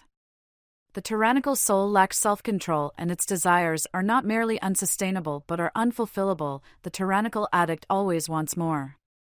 One especially striking feature is the tyrant's friendlessness. Someone with a tyrannical nature lives his whole life without being friends with anyone, always a master to one man or a slave to another and never getting a taste of either freedom or true friendship. For most readers, friendship is an important component of a happy life, and Plato would agree. His student Aristotle regarded friendship as one of life's greatest goods, one we cannot lack and still flourish. It seems a general but not exceptionless truth that friendship is necessary for happiness. It is not too difficult to see why the tyrant is incapable of friendship. First, friendship is typically a relationship between equals, which the contemporary philosopher Lawrence Thomas takes to mean that neither party is under the authority of the other or entitled to the deference of the other. One friend might be wiser and the other might frequently heed their advice, but the other friend is not obligated to do so. A friend can make suggestions but not issue commands. This is one reason that workplace friendships can be problematic. There may come a time when my friend has to switch roles, from friend to boss, which puts us in a relationship of inequality, and to that extent, at that moment, our friendship recedes into the background. "I thought you were my friend," I pout. "I am," she replies. "But I am also your supervisor, and you need to clean up that spill in aisle 6 right now, or we're going to have a real problem." The tyrannical soul is bent on outdoing everyone. Life is a constant competition in which one dominates or is dominated, and that does not leave much room for friendship, as the tyrant cannot abide anyone being their equal, let alone their superior. A second reason that friendship is unavailable to the tyrant is that friendship requires and indeed is a kind of love. Even if we think Plato's conception of love is overly cognitive and insufficiently effective, we can agree with him that love involves a commitment to the other's well-being, for the other's own sake. This seems like an impossibility for the tyrant, who always seeks to further their own interests and sees others merely as a means to their own ends. The tyrant might cultivate what seem to be friendships, but insofar as they seek their own and not their would-be friend's well-being, they are cultivating an ally, not a friend. So when it is in the tyrant's interest to turn on the ally or the ally's interest to turn on the tyrant, they will do just that. It is no accident that The Godfather, Part 2 ends with Michael Corleone alone and brooding, isolated and friendless. Argument number 2. The soul's distinct pleasures. The second argument subtly shifts the terms of the argument from happiness to pleasure. Despite Socrates' earlier rejection of hedonism, there is nothing problematic about the shift to talk of pleasure here. Indeed, it makes perfect sense for Socrates to do so, given that he is trying to show that everyone has good reasons to live justly rather than unjustly. Thus it makes sense to focus on happiness in terms of pleasure, since how pleasant or enjoyable a life is takes up the individual's own perspective, as the argument requires. Each of the soul's 3 parts has its own distinctive pleasure, so the question becomes which part's pleasures are most pleasant, the pleasures of the rational part or the spirited part or the appetitive part? In other words, is the just life, in which reason governs, more first-personally pleasant than the life in which appetite rules? There is a wrinkle in Socrates' approach here. He insists that there are 3 primary kinds of people: philosophic, victory-loving, and profit-loving. Offering 3 possibilities may be an improvement upon thinking that there are 2 kinds of people in this world, but even here readers may rightly object that this division is far from exhaustive, as it omits people who are peace-loving or family-loving. Indeed, Socrates himself earlier suggested another option toward the end of Book 5, lovers of beautiful things. Such people, and many others, do not seem to fit any of Socrates' 3 types, so we might rightly resist Socrates' attempt at shoehorning here. The wrinkle becomes difficult to iron out if we recall that Socrates has just finished a detailed account of 5 kinds of people. His distinction between 3 kinds of people accounts for the aristocratic, timocratic, and oligarchic souls, but what about the democratic and tyrannical? It is puzzling, especially since he is supposed to show that the really just but apparently unjust person is happier than the really unjust but apparently just person, which requires that he compare the aristocrat and the tyrant. Socrates might respond that the third, appetitive kind of life includes the democrat and tyrant as well as the oligarch, but given the way the oligarch's desire for wealth tempered their other desires and bestowed order in their soul, this seems less than satisfactory. This might be a significant problem if this were the only argument given by Socrates that the just life is happier, but as the argument that will follow is the greatest and most decisive, all is not lost. Still, though, this is another place where the reader might wish Glaucon or Adeimantus or someone might notice the issue and speak up. Now, if we ask each representative of the kinds of life, which is the happiest, each will insist that their own is. We have no reason to doubt the sincerity of their testimony. Each believes their life is more pleasant than the others. It is crucial here to appreciate Socrates' caveat: the dispute is not about which way of living is finer or more shameful or better or worse, but about which is more pleasant and less painful. That is, the dispute is not a moral or normative one. The philosopher is not arguing that while the money lover's life is more pleasant, the philosopher's own pleasures are better, higher quality pleasures. As John Stuart Mill suggests in Utilitarianism, the philosopher asserts the descriptive, quantitative claim that the pleasures of reason are more pleasant than those of spirit or appetite. A relativist or subjectivist will suggest that the dispute cannot be settled, shrugging and rhetorically asking, "Who's to say?" Socrates, though, does not think that the relativist's question is rhetorical and offers an answer. The competent judge is to say. While it is true that each of the 3 offers testimony that their life is most pleasant, only the philosopher offers expert testimony, so to speak, since only the philosopher is really competent to judge the issue. Judging competently, and indeed judging well, is a matter of experience, reason, and argument, Socrates tells us. The philosopher clearly has the advantage as regards reason, since reason governs their soul. And they clearly have the edge as regards argument. Argument is the instrument by which we judge, and argument is a philosopher's instrument most of all. As for experience, Socrates argues that the philosopher alone has experienced all 3 kinds of pleasure. The philosopher has enjoyed the pleasures that come with having one's desires and appetites satisfied and with being honored, but neither the honor lover nor the appetitive money lover has any experience of the pleasure of knowing the forms. Thus, Socrates argues, since the philosopher alone is a competent judge, we should accept their verdict: the philosophical, aristocratic life, which is the just life, is the happiest of the three. Many readers will be less confident about this than Socrates seems to be. First, some will doubt that grasping the forms exhausts the possibilities for intellectual pleasure. It is not as though investment bankers and plumbers do not find their work intellectually challenging and rewarding.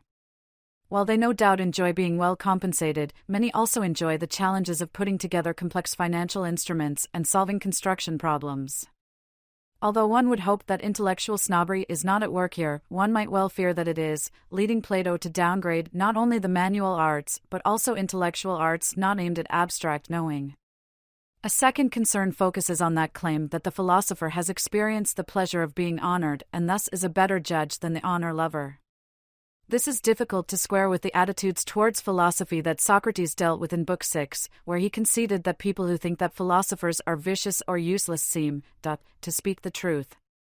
It turned out, of course, that the public mistakenly takes sophists to be philosophers, and thus that the slander against philosophy is unjust. But even so, in the very act of defending philosophy against this slander, Socrates gives evidence that slander is afoot and thus that philosophers know very little of being honored. Remember that Glaucon imagined the idea of philosopher kings would be met not with relief but with people snatch, any available weapon, and a determined rush at you, ready to do terrible things, so it is not difficult to doubt Socrates' claim that philosophers are well acquainted with being honored. Nor does his claim that honor comes to each of them, provided that he accomplishes his aim, encourage confidence. In the last chapter, we discussed the difference between the external good of being honored and the internal good of being honorable or worthy of honor. Indeed, in defending philosophy against slander, Socrates argues that philosophers, the genuine philosophers he tries to distinguish from the frauds in books v. 6 and 7, are honorable, but he does not, and seemingly cannot, show that they have in fact been honored. He needs to establish the latter, descriptive claim that philosophers are actually regarded, not the former, normative claim about what sort of treatment they deserve or are entitled to. So there is reason to doubt the cogency of the second argument. As usual, we might agree with its conclusion that the just life is happier and preferable, but regard this argument as failing to justify it. That is the bad news. The good news is that, as noted above, Socrates regards the next argument as the greatest and most decisive of the three. Let us see what it has to offer. Argument number 3. The metaphysics of pleasure. The third argument, which I call the metaphysics of pleasure argument, is the philosophically most interesting of the three, arguing that the pleasures of reason are more pleasant than the pleasures of spirit or appetite because they are more real. The latter seem the result of shadow painting, sigma kappa iota alpha gamma rho alpha phi eta mu nu eta, eschagraphamine, by comparison, the sorts of things we expect to encounter on the wall of the cave. It is also the philosophically most precarious, since it presumes the reality of the Platonic forms. I will go a little out of order in presenting the argument and make the existential sense of the verb to be more apparent. Here is the heart of the argument, as Socrates makes it, with a little help from Glaucon. And isn't that which is more real, and is filled with things that are more real, really more filled than that which is less real, and is filled with things that are less real? Of course. Therefore, if being filled with what is appropriate to our nature is pleasure, that which is more filled with things that are more real, enjoys more really and truly a more true pleasure, while that which partakes of things that are less real, is less truly and surely filled and partakes of a less trustworthy and less true pleasure. That is absolutely inevitable. At the heart of the argument is an understanding of pleasure as the result of being appropriately filled. Think of the pleasure a good, simple meal affords when you are hungry, or the pleasure of enjoying being filled with good music. Too much filling, be it too much food or music that is too loud, does not yield pleasure, since pleasure requires appropriate filling. Since what is more real is more filling and what is more filling is more pleasant, it follows that what is more real is more pleasant.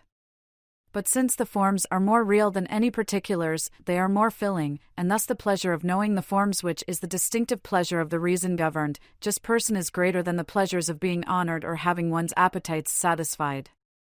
Stated in premise-conclusion form, the argument looks like this. P1. What is more real is more filling. P2. What is more filling is more pleasant. P3. The objects of the rational pleasures are more real than the objects of the spirited pleasures and the appetitive pleasures. C1. Therefore, rational pleasures are more filling than spirited and appetitive pleasures. From P1, P3. C2. Therefore, rational pleasures are more pleasant than spirited and appetitive pleasures. From P2, C1. P4. Each kind of life has a distinctive pleasure, determined by which part of the soul rules. The just person's pleasures are rational pleasures, the unjust person's pleasures are appetitive pleasures. C3. Therefore, the just life is more pleasant than the unjust life. From C2, P4. C4. Therefore, the just life is happier than the unjust life. From C3. As with the previous argument, it is important to bear in mind Socrates' caveat that the argument concerns quantity, not quality. It is not an argument about which way of living is finer, or better, but about which is more pleasant. The argument concerns which life contains the most pleasure, not a ranking of the pleasures in terms of quality, where, for example, intellectual pleasures are superior to appetitive pleasures. It would not be unreasonable for Socrates to insist that the just person's pleasures, being pleasures of the best part of the soul, are better, higher quality pleasures, but to concede that rational pleasures are not as pleasant as appetitive pleasures. But Socrates does not make this argument. Instead, he argues that rational pleasures are more pleasant than appetitive pleasures. So the metaphysics of pleasure argument implies that the pleasures of doing philosophy or solving a calculus problem are more pleasant than the pleasure of sex. And that is going to strike many readers as preposterous. I think Plato is fully aware of how preposterous this seems, and he has a response ready. This response actually comes before the argument as I have stated it, hence the going out of order I mentioned above. Plato's response is that while it seems that appetitive pleasures are more pleasant than rational pleasures, this is an illusion and not how things really are. Contrary versus contradictory opposites. This is the point, I think, of the analogy he draws between pleasure and space. There is an up, a down, and a middle in space. Plato seems to be thinking of space as place, as a large container or room. If I am down and start ascending, I might mistakenly think I am at up when in fact I am merely at middle. Someone who is at up and then descends might think they are at down when they are at middle. If we meet, we might disagree about where we are, neither of us realizing that we at middle. Just as there is an up, a down, and a middle in space, Socrates suggests that there is pleasure, pain, and a neutral state of calm. And we regularly, wrongly take up /down and pleasure/pain to be contradictory opposites when in fact they are contrary opposites. A pair of opposites is contradictory when at least and at most one of them must be true or apply in a given situation. A pair is contrary when at most one must be true, but it might be that neither is true or applies. Consider hot and cold. They are clearly opposites, but they are contrary opposites. While at most one of them applies to a given object, it may be that neither does. The place where you are reading this book might be hot or it might be cold, but it might be neither. It might be cool, warm, tepid, chilly, balmy, even room temperature. Here we should remember the opposition principle from Book 4. If both of a pair of opposites applies, this suggests that the thing they apply to has parts.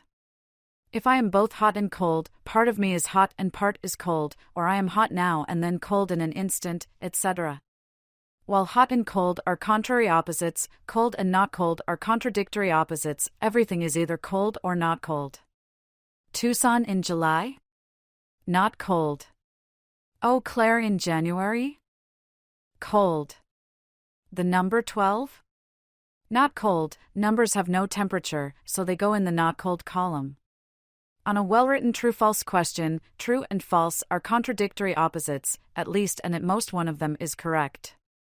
But, other things being equal, true and false are contrary opposites. Many things are neither true nor false. Questions are neither true nor false, although the answers to them might be true or false. Exclamations, dang, are neither true nor false, and of course non-linguistic items, picnic tables, peanut butter, pencils, etc. are neither true nor false, since they make no assertions, though of course they can be what assertions are about. Many of us make mistakes when it comes to opposites. We think that helping and harming are contradictory opposites when in fact they are contrary. Action can make a thing better off, helping, or worse off, harming, or leave it neutral. The good-hearted but dim-witted Ricky Bobby of Talladega Nights lives his life mistakenly thinking that first and last are contradictory opposites. If you ain't first, you're last, he insists. With the help of his father, his confusion's source, Ricky later comes to see the folly of this wisdom. Plato's suggestion, I think, is that most of us take pleasure and pain to be contradictory opposites when in fact they are contraries. After a week in bed with the flu, the first day of feeling normal again seems pleasant, but it is really only not painful. I am mistaking the neutral state of calm for pleasure. After an exhilarating, inspiring vacation, a return to normal is a real downer, but I am probably just mistaking the neutral state of calm for pain, having been experiencing so much pleasure. Optical and hedonic illusions. A person who is inexperienced in what is really and truly up, down, and in the middle will regularly make mistakes about where they are, since they will mistake up and down to be contradictory opposites. And similarly, those who are inexperienced in the truth and have unsound opinions will regularly make mistakes about what they are experiencing. Here's the catch: becoming experienced in the truth and having sound opinions will not ensure that we are no longer subject to illusions about where we are or what we are feeling. It still feels like I am at up when I am only at middle, and this still feels like pleasure when in fact it is only non-pain. But being experienced in the truth and having sound opinions, I can now know that things are not as they appear to me. Consider the famous Muller-Lyer illusion, below in Figure 4. It seems to be psychologically impossible to see the line segments as the same length. Try as we might, the lower one just looks longer. If we measure the lines, as in Figure 5, we can see that they are the same length. Even so, when I look back at Figure 4, I cannot see them as being the same length. I assume readers have the same experience. Our senses deceive us. What seems to be the case is not what is the case. This deception is persistent and not correctable by reasoning and measurement, in that we see the lines as having different lengths even when we know that they are the same length. That is what makes it an optical illusion. The philosopher Jessica Moss argues that Plato is suggesting that just as we are prone to optical illusions, we are also prey to hedonic illusions, illusions about pleasure. Of course, sexual pleasure seems more pleasant than rational pleasure. Just as the bottom line seems longer than the top line, there is no way to perceive the comparative lengths of the lines accurately, just as there is no way to perceive the comparative amounts of the pleasures accurately. Measuring the lines tells us that our visual perception tricks us, just as rational argument tells us that our hedonic perception tricks us. Calculating, measuring, and weighting are the work of the rational part of the soul, Socrates will tell us in Book 10. And of course, argument is a philosopher's instrument most of all, since it is the rational instrument par excellence. Reason cannot alter our visual experience of the lines, making us see them as having the same length, but it can remind us that our perception is faulty and that they are in fact the same length. And similarly, reason cannot make us experience rational pleasures as more pleasant than appetitive pleasures. It can tell us that they are. Reason cannot make us experientially immune to optical or hedonic illusions. We will continue to experience them. But it can render us rationally immune to them. We can know that they are systematically misleading and that the way things appear is not the way things really are. The upshot of all this is that, appearances to the contrary notwithstanding, the just person's life is happier than the unjust person's. In fact, it is 729 times happier, if Socrates' geometric proof is to be believed. The tyrant, he reasons, is, counting himself, 3 times removed from the oligarch, tyrant, democrat, oligarch. And the oligarch is 3 times removed from the aristocrat. 3 times 3 is 9, which cubed, that is, 3-dimensionalized, makes the aristocrat 729 times happier than the tyrant. As with the perfect number at the start of Book 8, I am not sure that Plato intends this to be taken seriously. I am inclined to take it as a joke, and, like most philosophical jokes, it is not especially funny. I suggest that we think of it as Plato's way of suggesting that the contest between the just and unjust lives is not even close. The just life is way happier than the unjust life. The metaphysical elevator and the metaphysics of pleasure. As many readers will expect, there is a major worry about the metaphysics of pleasure argument. It is not a logical worry, since the metaphysics of pleasure argument is valid, its conclusion must be true if its premises are true. But its soundness, that is, the question of whether its premises are actually true, given that it is valid, is another matter. P3. That the objects of the rational pleasures, the forms, are more real than the objects of the spirited pleasures and the appetitive pleasures, concrete particulars, is not obviously true, and indeed for many readers it is obviously not true. P3 is true only if Plato's metaphysical elevator goes all the way to level 4, where the forms are not only mind-independently real but are more real than the many particular things that are instances of them. Even going to level 3, where the forms are mind-independently real, is not enough to make P3 true, and many readers will balk at going even to this level. More readers, I suspect, will get off the elevator at the second floor, insisting that the forms are human constructs and that the concrete particular things are more real than the forms so conceived, since the forms so conceived are mind-dependent entities while the particulars are not. For these readers, P3 should be replaced with P3 star. The objects of the appetitive pleasures are more real than the objects of the spirited pleasures and the rational pleasures. This yields these conclusions. C1 star. Therefore, appetitive pleasures are more filling than spirited and rational pleasures. From P1, P3 star. C2 star. Therefore, appetitive pleasures are more pleasant than spirited and rational pleasures. From P2, C1 star. This better fits with the commonsensical views that eating a donut is more pleasurable, because more filling, than grasping the form of the donut and thus understanding the essence of donutness, and that sexual pleasure is more pleasant than philosophical pleasure. Perhaps Socrates was wrong to focus on quantity rather than quality. Many readers might concede that while appetitive pleasures are more pleasant than rational pleasures are better, higher quality pleasures than appetitive pleasures, as they appeal to our higher nature as rational creatures. But this is expressly not what Socrates is arguing. Even readers inclined to think that Plato's theory of the forms is right and thus to take the metaphysical elevator all the way to the fourth floor should concede that, at least in the Republic, Plato has not provided good reasons to believe in the forms. The argument that supports his two worlds metaphysics, the powers argument, is logically invalid, and even if this invalidity can be fixed, we have good reason to doubt that knowledge and belief have different objects. This casts a long, dark shadow across the Republic. Socrates regards the metaphysics of pleasure argument as the greatest and most decisive in answering the Republic's second question, but it depends for its soundness on the problematic powers argument. So even if we agree with Socrates that the just life is happier, perhaps even 729 times happier than the unjust life, we will have to concede that he has not really given Glaucon and Adeimantus what they asked of him, a justification for this belief. Argument number 3.5. An image of the soul in words. Given the dependence of the metaphysics of pleasure argument on the powers argument, things look bleak for Socrates' view that the just life is happier than the unjust life. But Plato follows up the philosophically abstract metaphysics of pleasure argument with an intuitive metaphor that he does not officially count as an argument, hence the one half, but which seems more powerful than the supposedly decisive argument he just gave, and not merely because it does not depend in any way on the contentious metaphysics of the forms. To argue against the view that the unjust but seemingly just life is happier, Socrates offers an image of the soul in words. Perhaps this is Plato's way of indicating that he understands that the metaphysics of pleasure argument will not persuade skeptics unconvinced of the reality of the forms. Or perhaps it is a subtle way of reminding us that we are in the cave, where images and shadows are the cognitive coin of the realm.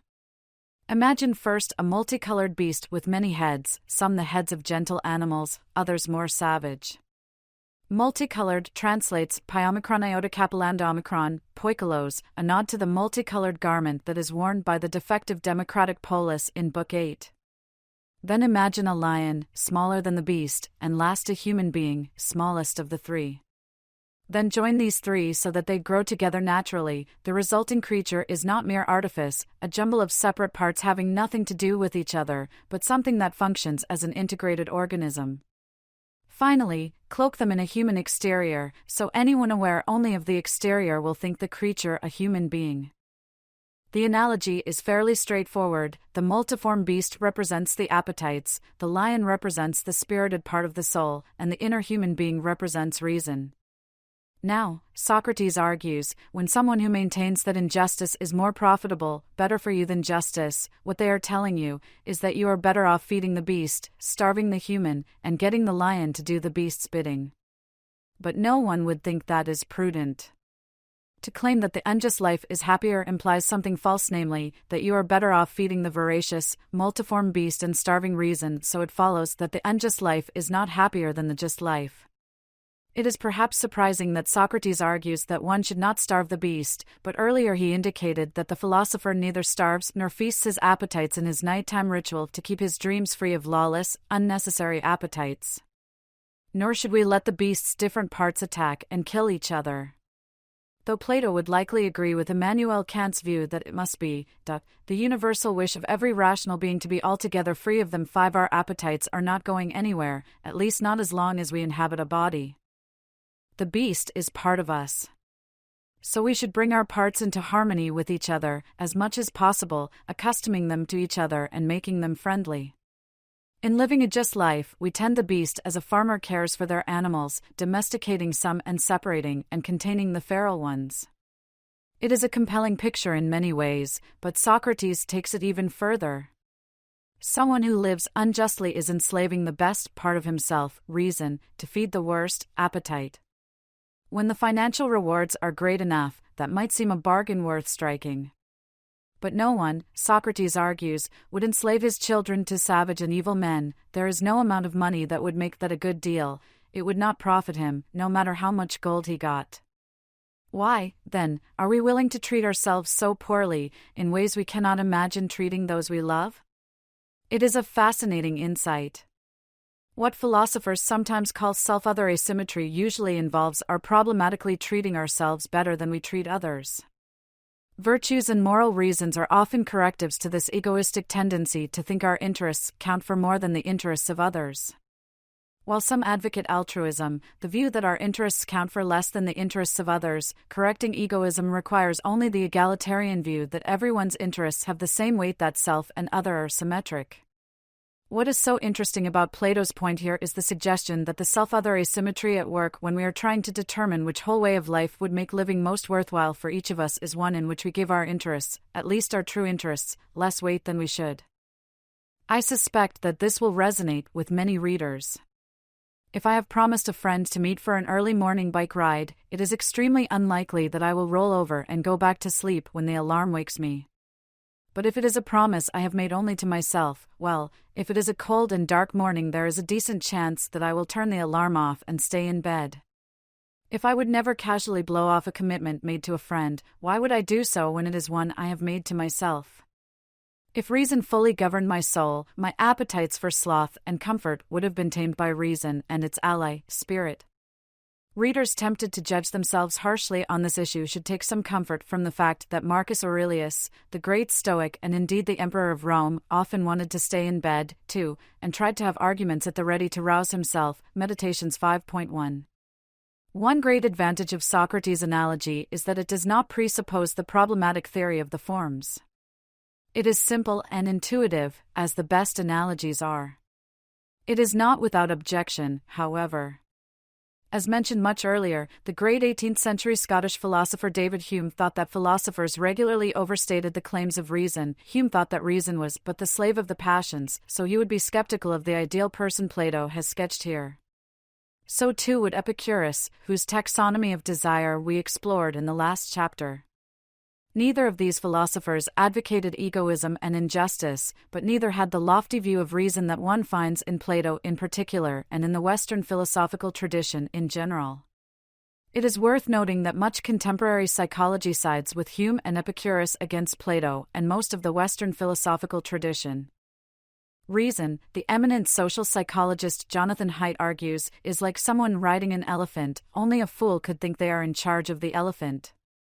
But they can learn the elephant's ways, learn that there is wisdom in the emotions, and use their rationality to guide the elephant toward the goals it naturally has. So even if we are skeptical of the role Plato assigns to reason, we might find a modified version of this analogical argument plausible, one in which the inner human being is constituted not by pure reason but by emotions such as compassion, care, and love. And we might well wonder, too, if what Hume called a sensible knave, someone who generally acts justly but cheats when they can do so without detection, would be persuaded, and indeed if we should be persuaded, that the just person's life is more pleasant than the sensible knave's. Socrates' argument seems plausible against the tyrant, but perhaps this is only because a reason-governed philosopher-king will always fare better than the manic basket of addictions, neuroses, and psychoses that is the tyrant. But how a philosopher-king would fare against someone who is decent but cuts corners, perhaps when the harm he does is not significant and the gain to him vastly outweighs it, is another matter. Socrates insists that the unjust person's injustice can remain undiscovered only for so long, and while we can think of examples confirming this claim off the top of my head, I offer Lance Armstrong, Bernie Madoff, and any number of politicians who are brought down by scandals. It is worth noting that this is spurious evidence for Socrates' claim. That we can list unjust people whose injustice has been discovered does not provide reasons for thinking that there cannot be unjust people whose injustice remains undiscovered. It may well be that the just person and the sensible knave have incompatible conceptions of happiness. Paternalism. So the just life, which for Plato is the life in which reason governs the soul, is significantly happier than the unjust life. It may not always be the happiest possible life, since, as we have seen, living in an unjust or a non-just polis precludes full happiness. So justice, while necessary for happiness, is not by itself sufficient for it, something Stoicism, which began around 300 BC and which is currently enjoying a renaissance in our troubled age, disagrees with, taking virtue to be sufficient for happiness. We have noted on several occasions Plato's insistence that the majority cannot be philosophic. Most of us are not capable of grasping the form of the good, Plato thinks, so most of us are not capable of acquiring the personal virtue of wisdom. We may have true beliefs about what is best for our souls, but by our natures we lack the capacity for knowledge in this area. But if that is the case, how can the non-philosophers among us be happy? It seems that most of us are doomed to live unhappy lives. Is there any way to escape this pessimistic conclusion? There is, Plato thinks, though his solution is unlikely to be attractive to most readers.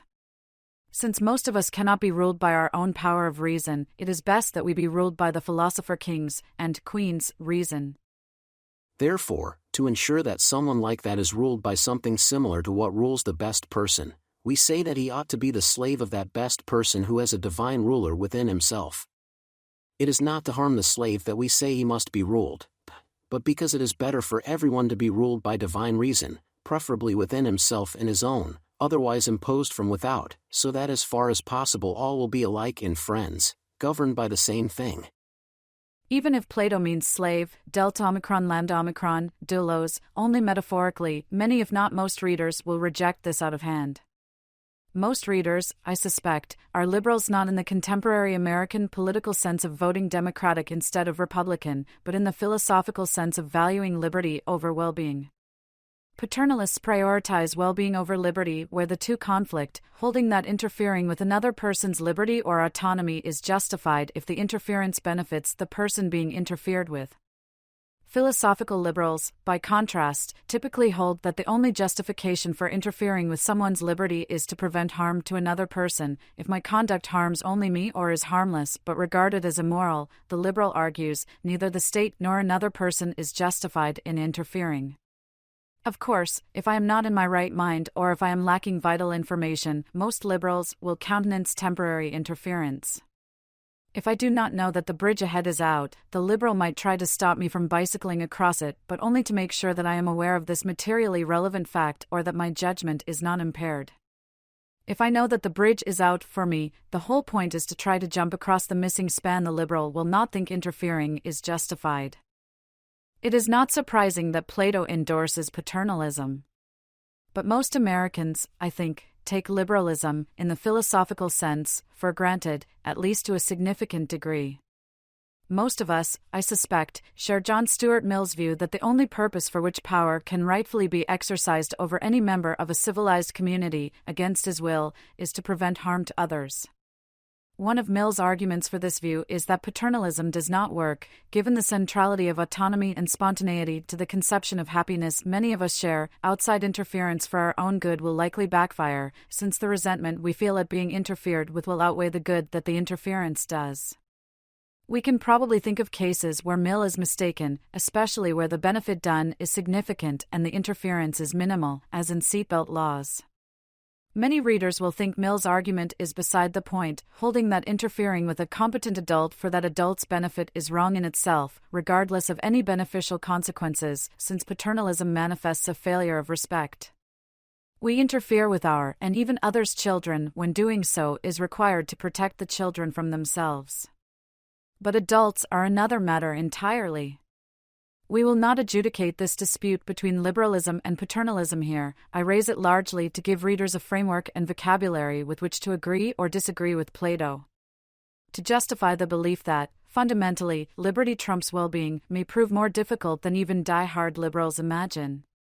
And it may be that our shared ideology shapes our views on questions like this in a non-rational way. Many readers are familiar with Patrick Henry's saying, "Give me liberty or give me death," and many of us know that New Hampshire's license plate reads, "Live free or die," which, admittedly, makes Wisconsin's motto, "America's Dairyland," sound pretty tame. But, like Glaucon and Adiamantus, our task as rational creatures is to think through these core values and to try to find good reasons to justify what we already believe. Of course, we may fail, or we may change our minds, perhaps thinking that the liberal, individualistic conception of happiness that grounds our objections to Plato's paternalism is, if not a silly, adolescent idea of happiness, one we no longer fully endorse after reflection. Plato's paternalism is fueled by, among other things, his anti-egalitarian belief that most people are incapable of wisdom as well as his highly demanding conception of what counts as knowledge. Some readers will be skeptical that we can ever know what is best, in Plato's sense, insisting that the best we can do is to have justified beliefs about how to live, and that views very much at odds with each other might be justified. Such readers may insist that the intellectual virtues of humility and open-mindedness are crucial to thinking about how to live well, and that while Plato has challenged them to think through some of their fundamental values and presuppositions, he has not succeeded in convincing them that those values are mistaken and those presuppositions are false. At best, Plato's arguments seem to provide a reason for those who already find themselves in agreement with their conclusion, but that does not render wrestling with the Republic a worthless, circular enterprise.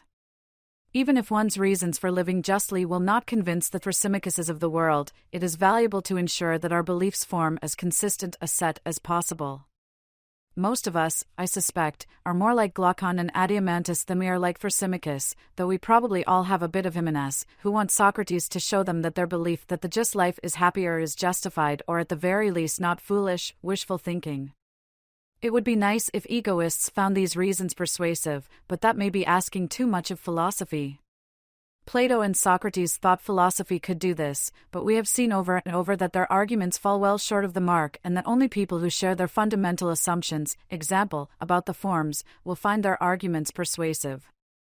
Even so, those of us who do not share those fundamental assumptions can find their arguments intriguing and worthy of the time and attention of reflective people who take seriously the question of how to live their lives.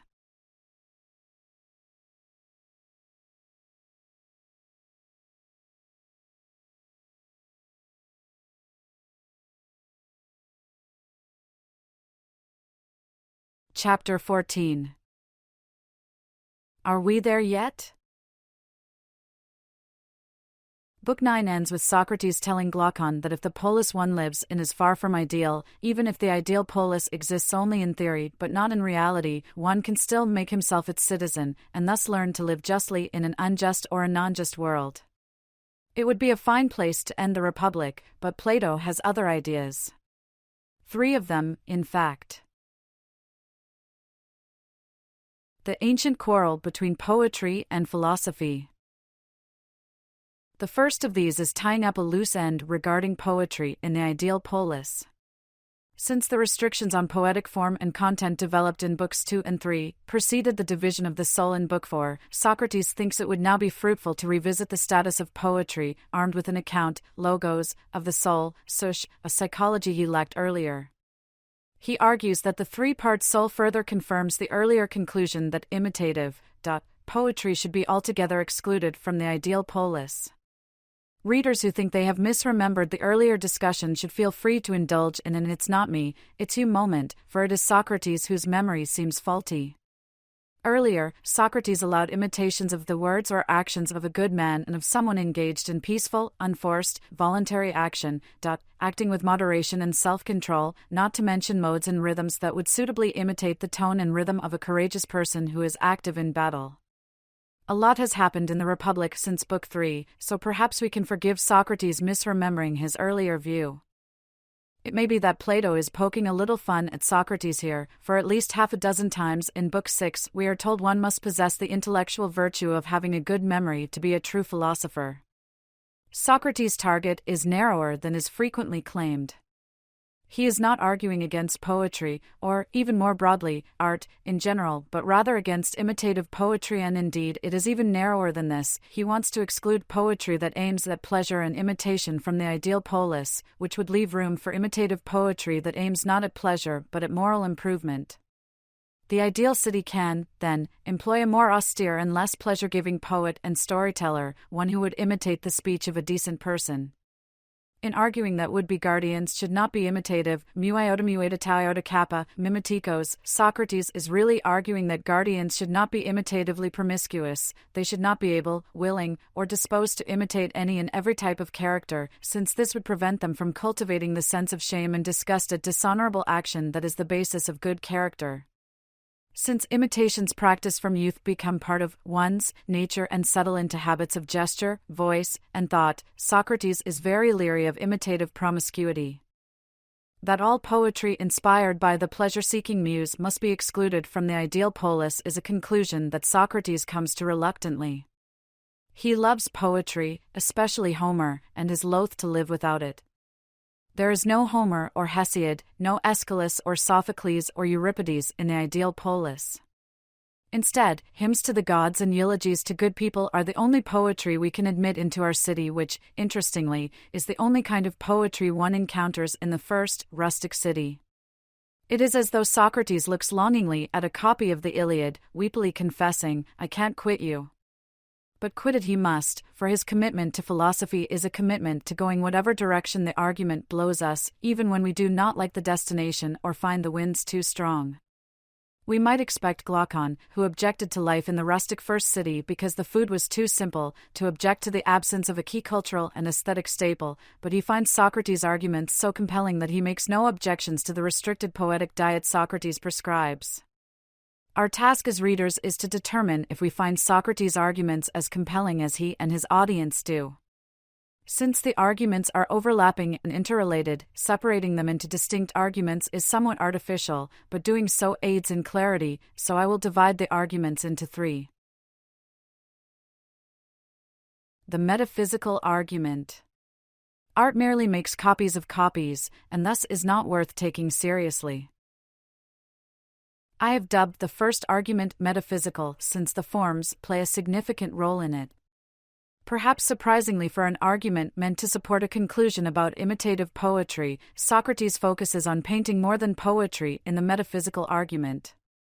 But we will see that painting more clearly makes the point he wants to establish against poetry.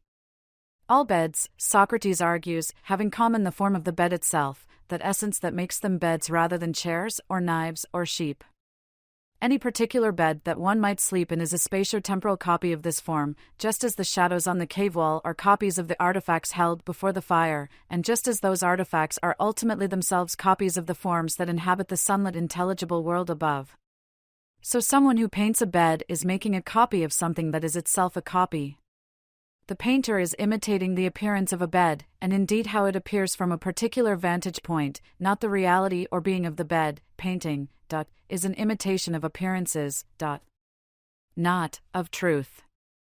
Where the painter represents objects, the poet represents actions, but the argument is the same for both. Paintings and poems are too metaphysically thin, too much like the shadows and reflections one sees on the wall of the cave.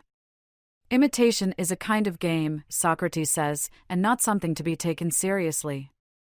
There is no hint here of the danger lurking in the games we play, as there is elsewhere in the Republic. His point is that anyone who could construct a bed would spend his or her time on these metaphysically more substantial objects, and anyone who could philosophically understand the form of bedness would spend their time on this metaphysically more substantial task. Only someone insufficiently skilled in either would waste their time on something so trivial as making art. Two recurring themes in Socrates' animadversions against imitative art are worth bringing out here. The first is that he shows little, if any, interest in artistic skill. On the one hand, this makes sense, given his metaphysical views. But on the other, he simply ignores the skill required to make copies of copies. Whatever one's metaphysics, trompe-l'oeil paintings and modern photorealism are impressive in and of themselves, they need not be written off as trickery and bogus magic.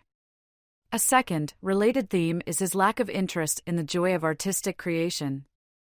This is perhaps a particular instance of a more general disregard for the importance of play in a well-lived and happy life. It is ironic, given the artistic care and skill with which Plato constructed the Republic, that its protagonist would be so uninterested in artistic creation. Earlier we criticized Socrates' narrowness in asserting that there are three primary kinds of people: philosophic, victory-loving, and profit-loving, and here we can see yet another type to add to the list: artists, who devote their lives to artistic creation. Perhaps some of this emanates from a contempt for those who work with their own hands, itself an odd thought from someone who is himself a stonemason. But this may be Plato's upper-class snobbery more than anything. Artistic readers who have made it this far in the Republic often get righteously and rightfully indignant or shake their heads in pity at this foolishness. It is not just that Socrates is not interested in and does not revere the products of artistic creation, but that he is not interested in the process of artistic creation and indeed denigrates it by likening it to walking around with a mirror. Thus it is no surprise that he dismisses most painting and poetry as trivial wastes of time. One need not fully agree with Schiller's dictum that one is fully human only in play to think Plato is missing something important here. Play's value is thoroughly instrumental for Plato, useful as a means of moral education, but in itself possessing no intrinsic value. Schiller and many readers, I suspect, would disagree. The epistemological argument. Artists literally do not know what they are talking and painting about. Given the way metaphysics and epistemology are fused in the Republic, it should be no surprise that the next argument is intertwined with the metaphysical argument. Here, the worry is epistemological, that artists do not need knowledge of what they are imitating in order to imitate it. While it is true that the imitator needs to know how to imitate that appearance, such know-how is rather trivial, Socrates thinks, given the metaphysical thinness of what it results in. To make his epistemological point, Socrates contrasts the user, the maker, and the imitator of a flute. An expert flute player knows what a good flute should sound like and what makes it play well. Here, Socrates uses know in an ordinary sense, not the technical sense he established in Book 5 and developed in Books 6 and 7. The flute maker, who has a correct belief about what a good flute is, having just had this explained to them by the expert flutist, sets about making a good flute. Socrates does not say, but presumably the flute maker possesses knowledge about the effects of different kinds of wood, different drying times, etc. They know how to make a good flute, the flutist knows what a good flute is, and this conceptual knowledge is always superior to practical know-how, for Socrates. An imitator, by contrast, has neither knowledge nor right opinion about good flutes. Knowledge and correct belief about what makes a flute good is not needed to paint a flute. What the artist has ignorance will suffice for their purposes, which is imitating how flutes appear, not what they are. Given how important epistemology is to Plato, we can see why he is down on artists. But the epistemological argument is even more serious than this, as we see when we shift focus from painting to poetry. Just as one can paint a flute without knowing what a good flute is or what makes good flutes good, one can imitate images of virtue, and, yet, have no grasp of the truth. People look to Homer for moral guidance, but they should not, Socrates argues, since Homer does not know what courage, for example, is, he only knows how to create an image of it in poetic song.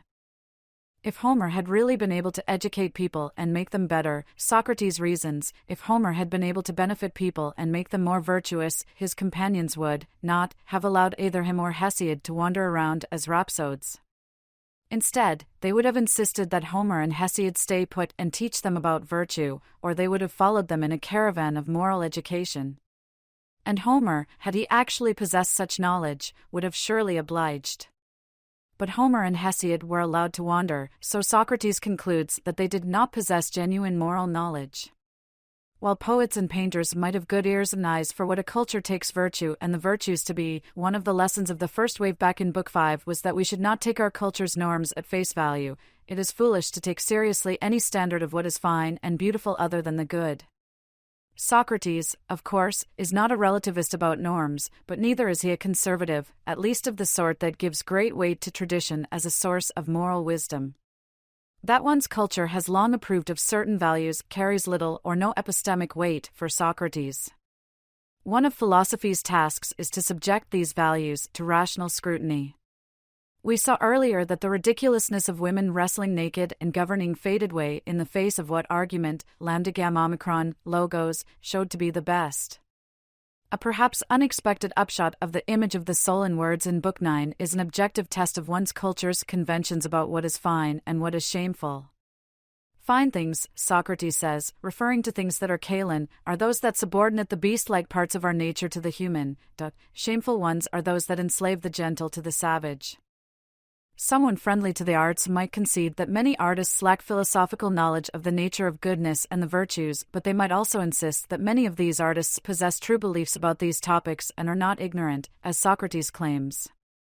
But Socrates might reply that this leaves an essential problem untouched, namely, the epistemic authority his, and our, culture accords to artists. If they lack knowledge, why care what they have to say?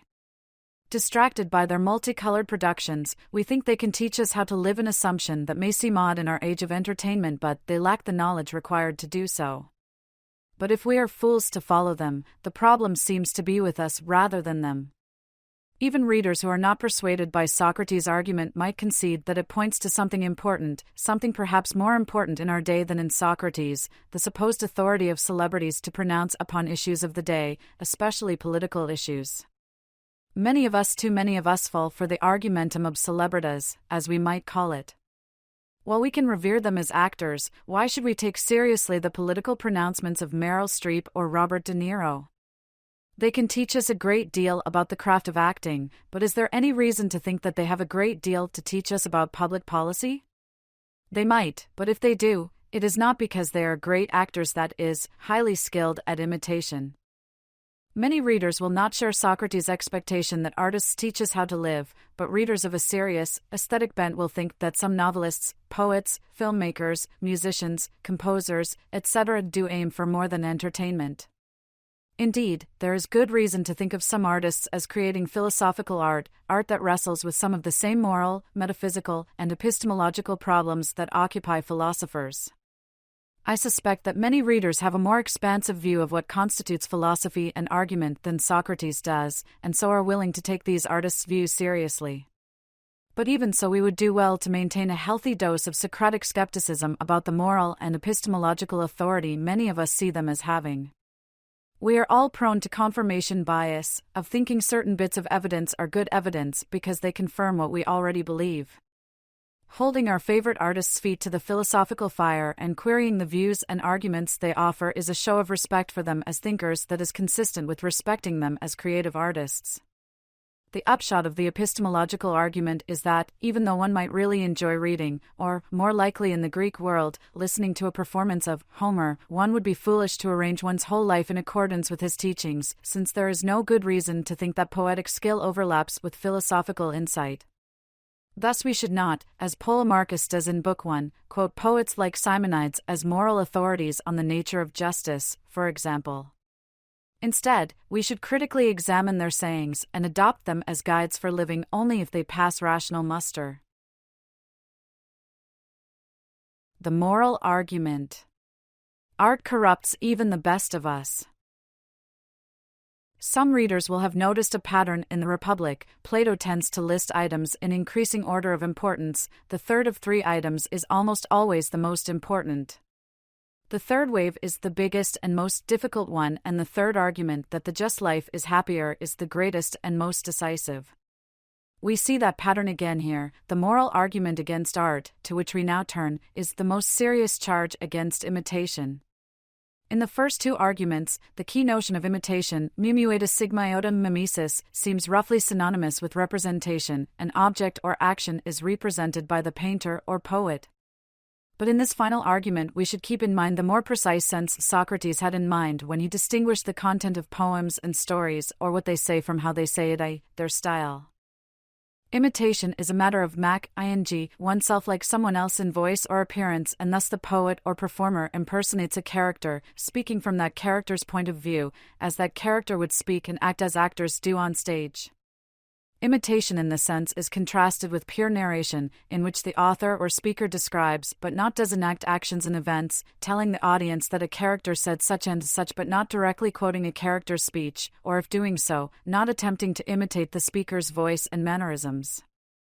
Unlike the imitative poet, the purely narrative poet never hid himself behind characters. The narrative poet is always present, never impersonating another and never being anything but themselves. Socrates' example is a non-poetic summary of the opening scene of the Iliad, a summary of events as one might find in a high school book report or in Cliff or Spark Notes. But narration is also the style of the hymns to the god of wine and fertility, Dionysus, known as dithyrambs, which were typically sung in the Phrygian mode, one of the two musical modes Socrates allows in the ideal polis. So presumably dithyrambs are among the hymns to the gods that are allowed in the ideal city. Indeed, the city's poets will compose appropriate hymns to celebrate and consecrate the eugenic marriages discussed in Book 5. A third kind of style is a mix of narration and imitation, which is the form epic poetry takes. A narrator tells the audience about certain events and not merely quotes but enacts other events by imitating or impersonating some of the characters. In Book 3, Socrates focused on the moral danger imitation in the strict poses to performers, and presumably the creators of such poetry would also face moral danger as well. The title character in J.M. Coetzee's Elizabeth Costello wrestles with something like this latter problem. Her concern is not with the perils of imitation but with the dangers that come with writing about profound evil.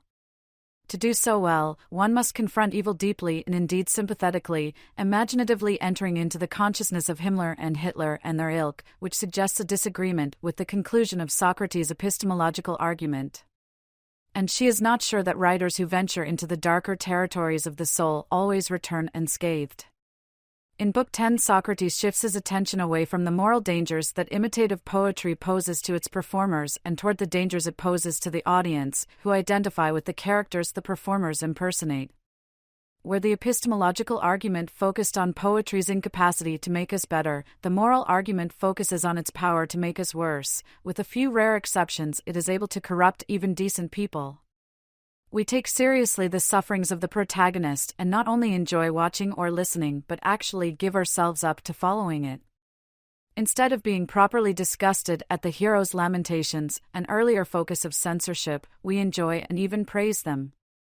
But, Socrates argues, enjoying other people's sufferings is necessarily transferred to our own, and thus we nurture the pitying part of our soul, which, nourished by tragedy, destroys the rational part. The problem is not merely that in taking our own suffering seriously we forget that human affairs are not worth taking very seriously, but rather that we dethrone reason from its rightful place and live lives guided by emotion when we hug the hurt part which prevents us from being just, and thus happy. Socrates' arguments against comic poetry run parallel to his arguments against tragedy. Instead of being overcome by grief, we are overcome by hilarity. Both involve a dethroning of reason which we think is temporary but which, Socrates thinks, is anything but. Whether we are giving ourselves over to laughter or lamentation, we are nourishing and nurturing the appetitive and spirited parts of our souls, which house the emotions, and we are unlikely to be able to contain this beast within when we leave the theater. It is telling that Socrates is especially concerned with imitative poetry's power to make us act, feel, and think differently in private than we do in public. He seems suspicious of and often hostile to privacy, which is unsurprising given the priority of the community over the individual that animates his thought. Socrates' animus toward privacy pops up in various places. For example, that the guardians and auxiliaries have little to no privacy, living and eating communally and having no private property, fuels Adiamant's doubts about whether they can be happy. So Socrates' concern about what we might call emotional privacy should not surprise us. A good person who has lost a child, for example, will be measured in his response to his pain, and put up more resistance to it when his equals can see him than when he is alone by himself in solitude, where he will venture to say and do lots of things that he'd be ashamed to be heard saying or seen doing. Socrates seems concerned that imitative poetry will encourage a kind of hypocrisy. In public, we will follow reason, which bids us to quietly bear misfortune, tempering our feelings of grief with proto-Stoic thoughts that human affairs are not worth taking very seriously, that what now seems like a tragedy might ultimately be for the best, etc., but in private we will indulge and give vent to feelings of grief. It is no accident that the English word hypocrite derives from the Greek word for actor, pi-omicron kaparo iota tau, hypocrites, since hypocrisy involves pretense, and not mere inconsistency. Hypocrites pretend to believe what in fact they do not, since appearing to believe certain things and acting in certain ways is in their self-interest. Socrates' worry about the way imitative poetry works its dark magic in private is perhaps motivated more by simplicity and the unity of the soul as ideals of character than by a concern to avoid hypocrisy. A just man, we are told, is simple and noble and does not want to be believed to be good but to be so. Although Thrasymachus thinks that Socrates' just person is a sap exhibiting high-minded simplicity, Socrates thinks of simplicity as integrity and purity, in contrast with Thrasymachine duplicity and the specious multicolored attractions of the democratic constitution and character.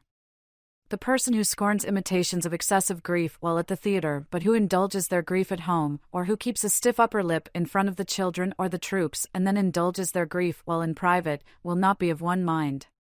Socrates insists that such a person is at war with himself, his soul beset by civil war, which of course has been a major concern throughout the Republic. But must a person whose emotional responses vary by context fail to achieve the virtue of one-mindedness? Socrates treats a person's expressing grief differently in different circumstances as cases of changing one's mind, but perhaps we should think of them instead as appropriately varying their responses to the differing demands of different situations. That Socrates wants more than a situation-specific, context-sensitive ethics was clear almost immediately in the Republic, since it is wrong to return the weapon to the deranged friend. Returning what one has borrowed cannot be what justice is. But as we noted earlier, one may think that there are no universal ethical truths of the sort Socrates is after. Perhaps the best we get are general principles or rules of thumb that give limited guidance and which must always be supplemented with situation-specific insight. Something like this seems to have been Aristotle's view. We have already remarked on Socrates' love for poetry, but it bears repeating. He loves poetry, but he thinks that it is a love for a dangerous object, one best avoided. We will behave like people who have fallen in love with someone but force themselves to stay away from him because they realize that their passion is not beneficial. But since he lives in the actual world and not in his ideal polis, Socrates will keep his arguments against poetry ready to be chanted like an incantation when he encounters it, like a drug to counteract it. Up to this point, useful falsehoods have been the most prominent drugs in the Republic, prescribed by the guardian rulers most famously in the foundational myth of origin known as the noble falsehood. Here the drug, phi Romeo alpha kappa omicron nu, pharmacon, from which English words like pharmacy and pharmaceutical derive, is knowledge truth rather than falsehood, and it is self-prescribed. It is as if Socrates recognizes an addiction to something that seems so attractive and benign, but which is in fact insidiously harmful. It is a kind of self-help that seems to be available only to philosopher kings and queens. For the rest of us, the drug that the rational part of our souls can concoct is not strong enough, or the soul's rational part has been subordinated to the appetitive part, the part of the soul that hungers for the satisfaction of weeping and wailing. In his Poetics, Aristotle famously disagrees with Plato's assessment of tragic poetry, arguing that tragedy is actually good for us, achieving a catharsis, kapatheta alpharo sigma iota, catharsis, of pity and fear, the tragic emotions par excellence. A tragedy, then, is the imitation of an action that is serious, in dramatic, not a narrative form, with incidents arousing pity and fear. wherewith to accomplish its catharsis of such emotions. Pity and fear, Aristotle argues in the last chapter of his Politics, exist very strongly in some souls, and have more or less influence over all, for so we are benefited when our souls are purged of pity and fear. Aristotle says surprisingly little about catharsis, given how frequently it takes center stage in discussions of his Poetics, and while this is not the place to explore it in any depth, a word or two is in order. Catharsis means cleansing or purification. Understood medically, catharsis is purgation, a process by which we are purged of harmful substances. But Aristotle, unlike Plato, does not think that emotions are in themselves harmful states that get in the way of virtue and are thus to be purged. For Aristotle, moral excellence, i.e., virtue, is concerned with passions and actions 5, and while reason governs a well-ordered soul, he thinks that many emotions and desires can be brought into harmony with reason, rather than being forever recalcitrant and in need of subjugation. Thus, catharsis need not be exclusively a matter of purification by purgation, it can also be clarification by education. Consider the tragic emotion of pity, which is essentially directed at another's unmerited distress. While Plato thinks that identifying with the tragic hero's distress via pity will displace reason and thus lead to an unjust, or at least non-just, soul, Aristotle seems to think that it can lead us to appreciate our own vulnerability to the slings and arrows of outrageous fortune and to cultivate appropriate fellow-feeling and compassion. As the eminent contemporary philosopher Martha Nussbaum puts it, tragedy contributes to human self-understanding precisely through its exploration of the pitiable and the fearful.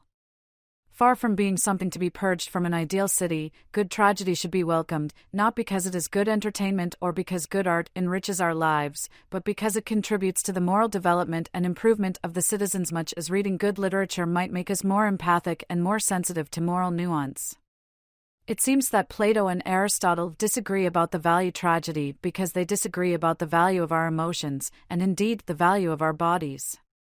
Socrates does not fear death, because his death means that his soul will at least be freed from the contamination of the body's folly, which prevents the soul from encountering the pure reality of the forms.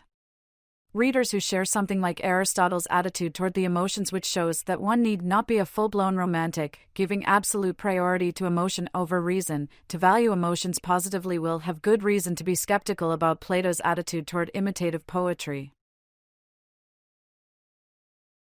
A four-part soul? There is an additional problem with Socrates' treatment of poetry that we ought to deal with. It is a problem that at first might seem hardly worth noticing, but which is potentially devastating to the project of the Republic. In dismissing imitation as a silly waste of time, Socrates focuses on the metaphysically thin nature of its objects. They are shadows on the cave wall, not to be taken seriously. This critique requires his two worlds metaphysics, and we have already dwelled on the inadequacy of the support Socrates provides for this distinctive and bold metaphysical theory. But after attending to the shadowy nature of the products of imitative art, Socrates briefly turns his attention to the activity of perceiving these objects. He does not, as we might expect, refer back to the divided line, the lowest portion of which has artistic creations as its objects. Instead, he asks, on which of a person's parts does imitation exert its power? Both trompe-l'oeil painting and ordinary optical illusions can lead us to false judgments about reality. My canoe paddle appears bent or fractured when it is submerged, but it is not. The lines of the Muller-Lyer illusion, discussed earlier, seem not to be the same length, but they are. Only measuring them reveals this, and measuring, like calculating and weighing, are rational activities, the work of the rational part of the soul. So where do these potentially erroneous perceptions and perceptual beliefs come from? Since the part of the soul that forms a belief contrary to the measurements could not be the same as the part that believes in accord with them, they cannot come from the rational part of the soul, given the opposition principle. Nor does the spirited part of the soul provide a plausible home for perception. Perhaps perception is a function of the appetitive part. In another dialogue, the Theaetetus, Plato suggests this possibility and casts the net of perception widely, counting desires and fears as perceptions, along with more obvious examples like sight, hearing, smelling, feeling cold and feeling hot. Not only do both perception and belief work with appetite, my desire for ice cream and my seeing and believing that there is some in the freezer together explain my reaching in to get some, but they have the same objects. I see the ice cream, I want the ice cream, etc.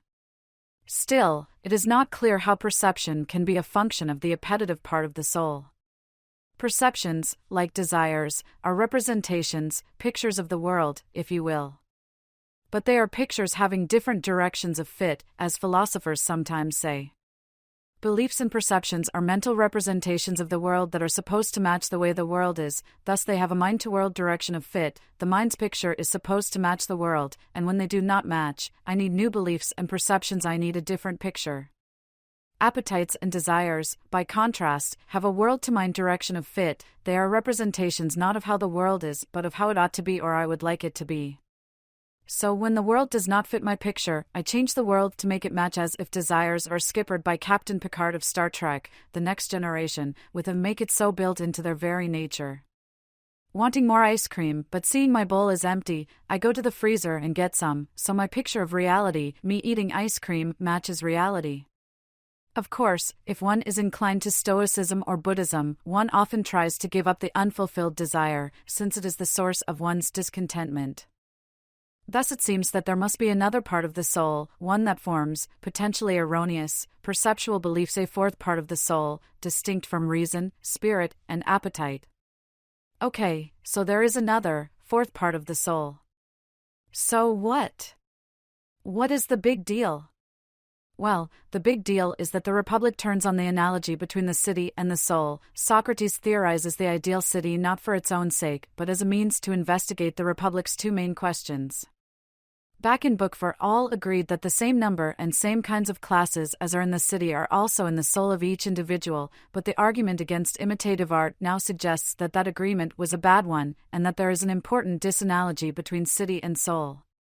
Thus what followed from that agreement, the answers to the Republic's two main questions about the nature and value of justice are now called into question. Alas, neither Glaucon nor anyone else present objects to Socrates seeming to introduce a new part of the soul and to the problems this raises for the Republic's central analogy. Perhaps this is another one of those places in which Plato is hoping his readers see a philosophical problem that eludes his characters. And perhaps he is making a point about the nature of philosophical inquiry. Socrates now has two views that seem to be in conflict with each other, and he needs to do more philosophical work to determine which view is more reasonable to retain. Readers will be forgiven for thinking that Socrates should have left well enough alone and ended things in Book 9. The immortality of the soul. Having excluded almost all poetry from the ideal city, Socrates continues to tie up loose ends. Since the genuinely just but seemingly unjust life has been shown, he thinks, to be happier than the genuinely unjust but seemingly just life, we can now consider the consequences and rewards of justice. Adeimantus was especially adamant about excluding consideration of the reputational benefits of being thought of as just. Too much of Athenian culture praised the rewards of being thought just, ignoring justice itself. But now those rewards can be considered, and of course they incline in favor of the just life. But the philosophically most interesting part of the discussion concerns the benefits of being just that extend beyond this mortal coil, and thus the claim that our souls are immortal. Earlier we emphasized that the concept of the soul at work in the Republic lacked the religious dimensions of the modern notion of the soul. But here is a place where they seem more similar than different. I imagine that many readers will agree with Socrates' claim that each of us has a soul that will survive our bodily death. We will see in the final section of this chapter that Socrates' account of the soul's life after the death of the body differs significantly from religious conceptions involving eternal reward or damnation. This feature of its nature, immortality, is common to both. That the soul is immortal comes as news to Glaucon. More surprising still is Socrates' claim that arguing for it is not difficult. The argument is fairly straightforward and interestingly enough employs an inversion of the familiar specialization principle. Everything, Socrates argues, has a natural evil or badness that is proper or peculiar to it. Rot is the natural evil proper to wood, as blight is for grain and rust is for iron. While we usually think of proper as a normative term with a positive valence, here it functions descriptively. If a thing is not destroyed by its proper evil, it cannot be destroyed by anything. Injustice, or vice more generally, is the soul's proper evil, just as its proper good is justice, but while the soul is worsened by injustice, it is not destroyed by it. Therefore, the soul cannot be destroyed, and so it is immortal. Here is the argument, spelled out in premise-conclusion form. P1. Everything has a natural evil which worsens and corrupts it. P2. If something is worsened but not destroyed by its natural evil, then nothing else will destroy it. P3. Vice is the soul's natural evil. P4. Vice worsens but does not destroy the soul. C1. Therefore, the soul cannot be destroyed. P5. If something cannot be destroyed, then it must always exist. P6. If something must always exist, then it is immortal. C2. Therefore, the soul must always exist. C3. Therefore, the soul is immortal. It is an interesting argument in many ways. The picture of the soul that emerges is of a thing that, despite having parts, is simple. The soul is not multicolored, pi omicron iota kappa iota lambda alpha, poikilias, which, we learned in the discussion of democracy, is a bad thing to be. Plato and Socrates value simplicity and unity over complexity and variety, which should come as no surprise by this point in the Republic. Nor, given the role reason plays in Plato's thoughts, should we be surprised at the suggestion that the soul is maimed by its association with the body. A soul is what you and I most fundamentally are. For Plato, we are not primarily bodies or body-soul unities. While the argument is logically valid, it is far from clear that it is sound, since P2 is not obviously true, and indeed seems obviously not true. Consider some of the examples Socrates employs to illustrate the idea of a proper evil. Wood's proper evil is rot, iron's is rust. But clearly wood and iron can be destroyed by things other than rot and rust. Fire comes quickly to mind. So even if the soul cannot be destroyed by injustice, it is possible that it can be destroyed by an evil not proper to it. We might also question P4, the claim that injustice worsens but does not destroy the soul. The tyrannical person starves his rational part and not only takes no steps to domesticate the savage elements of his inner beast, but actually cultivates them and delights in their wildness. It is not at all implausible that such a paradigmatically unjust soul can destroy itself, consumed with that which it was nourished by. As Shakespeare says in Sonnet 73.8, it is not clear how seriously Plato intends this argument, especially given its rather obvious shortcomings. Its purpose may well be more strategic in a literary sense. It gets us thinking about life after death, which is the subject of the Republic's finale, the myth of air. Rather than wring our hands or arch our eyebrows over the argument, let us turn to the myth of air, which is fascinating in itself, and a fascinating way for the Republic to end. The myth of air. Why Plato ends the Republic not with an argument or an exhortation to the reader, but with a myth, is a question well worth pondering. Plato caps off the creation of the ideal polis with the noble falsehood, which suggests how important shared myths and stories are to political unity. His ending the Republic with a myth, especially after the many and various analogies and metaphors that populate the Republic, suggests the importance of myth and narrative to human self-understanding. Although philosopher queens and kings can subsist on an intellectual diet of theoretical argument, Adeimantus and the rest of us require that this diet be supplemented with the relish that stories provide. The myth concerns a man named Air, who recounts his after-death experiences as a messenger, gamma gamma epsilon lambda omicron nu, anilon, whence our word angel, to human beings. Air's tale recounts what happens to our souls after they are separated from our bodies in death, hence the importance of the argument for the soul's immortality. There are 3 distinct stages in the myth. In the first, Air finds himself in a beautiful meadow near 2 pairs of openings, one pair to and from what lies below the earth, the other to and from the heavens. The souls of those who have acted unjustly are sent to the world below, incurring a 10-fold penalty for each injustice. The souls of those who have acted justly go to the world above. The openings are busy with punished and rewarded souls ascending from the world below and descending from the world above, and souls of the recently deceased receiving their reward and punishment and thus ascending or descending. In the myth's second stage, the returned souls travel to the place where the individual's fates are spun. I will not replicate Plato's descriptions of the fates, the spindle of necessity, and the entire scene, as I could not do them justice. The heart of this stage of the myth is a choice. Each soul, whether it is returned from heavenly reward or heavenly punishment, chooses the life it will inhabit in its return to the world. Only for incurably wicked people is punishment eternal, and presumably, though Plato is mum on the topic, there is eternal reward for the very best. But for everyone else, life after death is a matter of having a new bodily life. Although this part of the myth concerns the spinning of one's fate, it is crucial that each soul chooses its fate. When one chooses is determined by lot, so there is an element of randomness in the procedure, but each person will choose a life to which he will then be bound by necessity. It is an interesting kind of necessity or determinism, very different from the causal determinism that contemporary philosophers concerned with free will tend to worry over. Rather, it is what we might call type determinism. A person's choices are determined by the type of person they are and will determine the type of person they will be and thus the kind of life they will lead. Hence the importance of choosing well. And here, Socrates tells Glaucon, is the greatest danger, given that the soul's choice of a life determines to a great extent how happy or unhappy that life will be. Thus we see the importance of the Republic's second question. A person's answer to this question determines the kind of life they will lead.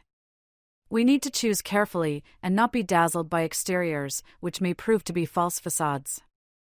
The first person to choose chose his life, without adequate examination. Dazzled by wealth and pomp, he chose the life of a great tyrant, not realizing until after the choice was made that he was fated to eat his own children, a fate that might well be worse than death. His reaction is instructive. He blamed chance, and everything else, but himself. Blaming others for the results of our own poor choices is a profoundly human reaction, it seems to me. In Genesis, Adam blames Eve for suggesting they eat the apple, and Eve blames the serpent. The irony here is that this chooser had returned from a life in heaven, his reward for having lived a virtuous life, though he had been virtuous through habit and without philosophy. That is, he was conventionally good but unreflective, which, Socrates argues, left him vulnerable to poor choices. His goodness, like Cephalus, was more a matter of luck and circumstance than of a firm inner state of his soul, and ironically it is the cause of his undoing. The account of the various lives chosen is fascinating, with many people choosing to live an animal's life, and with almost everyone's choice depend, upon the character of their former life. The most instructive choice is probably Odysseus. He was among the last to choose, though there remained many kinds of lives to choose from. He scoured the possibilities for the life of a private individual who did his own work, insisting that he would have chosen the same life had he been first to choose. What Odysseus has chosen is, of course, a just life. That it was lying off somewhere neglected by the others is no surprise, since most of us are easily dazzled by multicolored exteriors and do not have a good grasp of the essence of justice and its necessity for a happy life. It is no wonder that it is not the one most of us choose. In the myth's last stage, the souls, whose fates are now spun irreversibly, are brought to the plane of forgetfulness and the river of unheeding, where they forget their choice and then re-enter the world. Like most myths, the myth of air is best not taken literally. Its point, I take it, is that while we each have a natural bent, which is then developed in various ways by the kind of nurturing we receive from our educations, our cultures, and the constitutions we live under, whether we are happy or not depends to a great extent on the choices we make. Most of our choices are not as dramatic or as momentous as the one-off choices depicted in the myth of air. Instead, they are daily choices, some large, some small, which shape our characters. In an anticipation of Aristotle's doctrine of the mean, according to which every virtue is a mean between two vices, so courage is a mean between cowardice and recklessness. For example, Socrates suggests that a good choice is one in which we choose the mean and avoid either of the extremes. We should make our choices carefully, after due deliberation. Indeed, we should make choices, not act on impulse like the fickle democrat discussed earlier. A wise person chooses a life rationally and lives it seriously. There are fascinating issues here, which we can do no more than touch on. Given that our nature and nurture largely determine which options will seem sensible and be appealing to us, even though each individual makes life-shaping choices, it is not clear how free those choices are.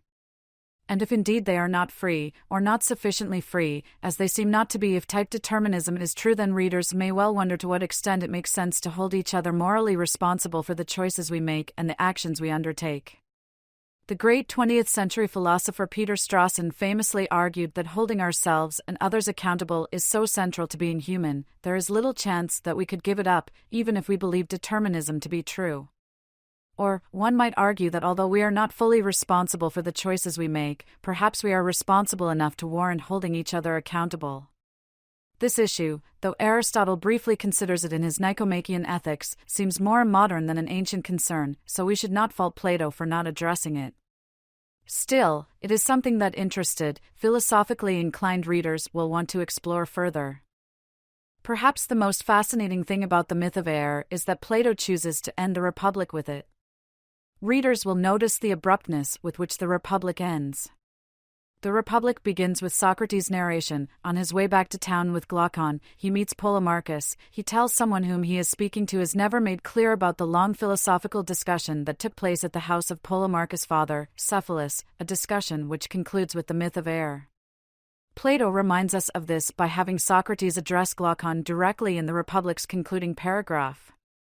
But conspicuous by its absence is something that would close the book, so to speak, on the book that is the Republic. There is no "and then, exhausted, I went home" or "and then we had a sumptuous meal" or anything that closes the narrative. I suspect that this is Plato's taking his last opportunity to make a philosophical point with a literary device that is analogous to a sudden cut to black, as in the much-discussed final episode of The Sopranos. Earlier we observed how the opening of Book 5 echoes the opening of Book 1. I suggested that this is Plato's way of making a substantive philosophical point that philosophy is always returning to its beginnings, always starting over and re-examining its foundations. Here, I suspect, the point is similar, but about endings and conclusions rather than premises and beginnings.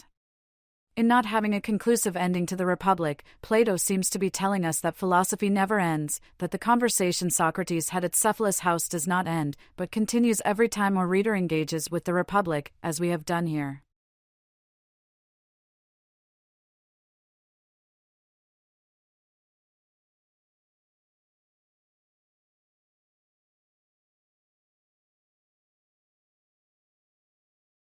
Afterword. Having traveled so great a distance together, a few words about our journey seem in order.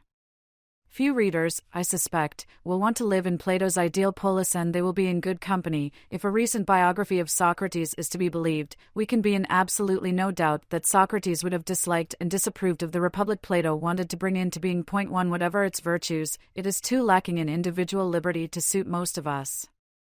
Most of us will side with John Stuart Mill over Plato, and regard the free development of individuality as one of the leading essentials of well-being. Point 2. Plato's utopia is far too much on the communitarian side of the spectrum for our comfort. We can set to one side the historical unlikelihood of the sort of aristocracy that Plato imagines. We are all familiar, though thankfully, for most of us, not in a first-hand way, with the evils of totalitarianism.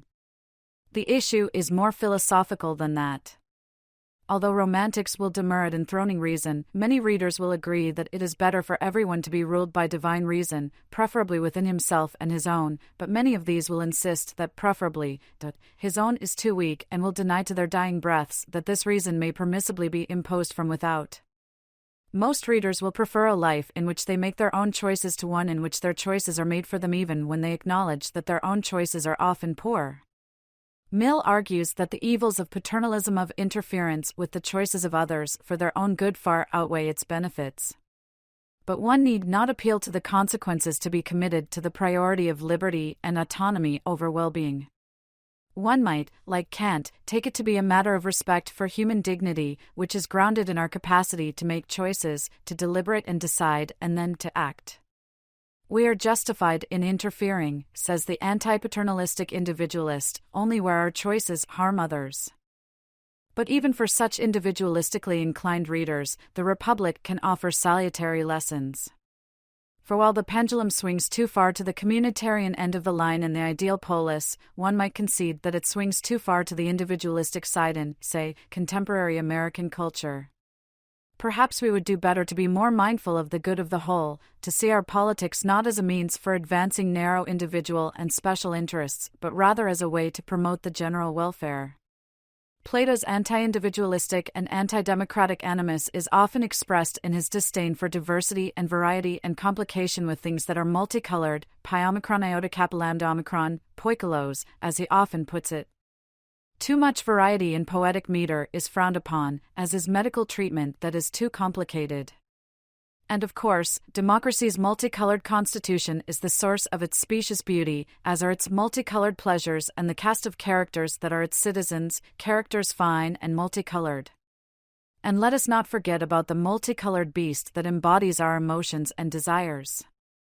While we need not value diversity for diversity's sake, taking diversity as an intrinsic good when its goodness is more properly instrumental, we need not think of it as an intrinsic bad, as Plato seems to do.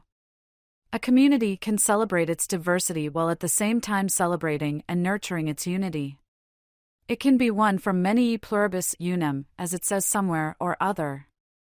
What is required for this is an attitude toward community and individuality that is more complex than Plato offers in the Republic.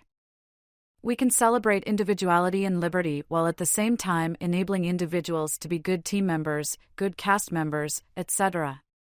So while most of us do not accept Plato's full embrace of the good of the community over that of the individual, we can incorporate more communitarian thinking into our lives and politics. Simply put, to think this is a matter of individualism versus communitarianism is to commit the all too common, and all too human, fallacy of the false dilemma. Similar considerations can apply to other aspects of Plato's thought where we recognize an important insight or truth that we do not feel comfortable taking fully on board. Consider justice as each person doing their own part and not meddling in the affairs of others. As we saw in Chapter 5, Confucius is in broad agreement with this, and one finds similar sentiments in the Bhagavad Gita. It is better to strive in one's own dharma than to succeed in the dharma of another. Nothing is ever lost in following one's own dharma, but competition in another's dharma breeds fear and insecurity. 3 Many readers will find that their peace and serenity, and indeed their personal happiness, increase as they strive to cultivate their own gardens, as Voltaire puts it toward the end of Candide, even though many of these readers will lament the political acquiescence they see in this idea. The trick, it seems, is to find the proper balance, to find when it is appropriate to mind one's own business, as it were, and when it is appropriate to demand and work for change. This, I think, is the task of practical wisdom, which functions not by applying abstract rules and principles, but which, with principles operating in the background, assesses particular situations to see what each demands. There are many other instances of such topics in the Republic, and I hope to have brought enough of them to the surface for readers to do their own thinking about them. But there is one last big-picture consideration I must address before we end. The Republic is one of the great books of philosophy, but as we have seen, sometimes in perhaps excruciating detail, there are stretches where it is far from great philosophy. Its central argument, the powers argument of Book 5, is fatally flawed, yet it is the only argument Plato gives us in the Republic in support of his distinctive, two-worlds metaphysics. While the allegory of the cave can survive at least in part without its support, the sun and divided line analogies sink or swim with it, as their central point is to make sense of the distinction between the intelligible world of the forms, where knowledge lives, and the visible world of particulars, the realm of belief. Moreover, the greatest and most decisive argument for the view that the just life is happier than the unjust life, the metaphysics of pleasure argument, also depends on the powers argument. Socrates may be correct in giving the palm to the just life, but he has not adequately argued for this conclusion, so his belief in it would seem to be unjustified. Socrates recognized in Book 1 that he jumped the gun in thinking he had shown that the just life is happier than the unjust life when he had not yet determined what justice is. But having determined the nature of justice to his and his interlocutor's satisfaction, he seems oblivious to the ways in which the metaphysics of pleasure argument is fruit of the poison tree that is the powers argument. What gives? There is a tendency, to which I am prone, to think that this must be intentional on Plato's part, that so smart a philosopher could not have unknowingly offered so poor an argument for so important a conclusion.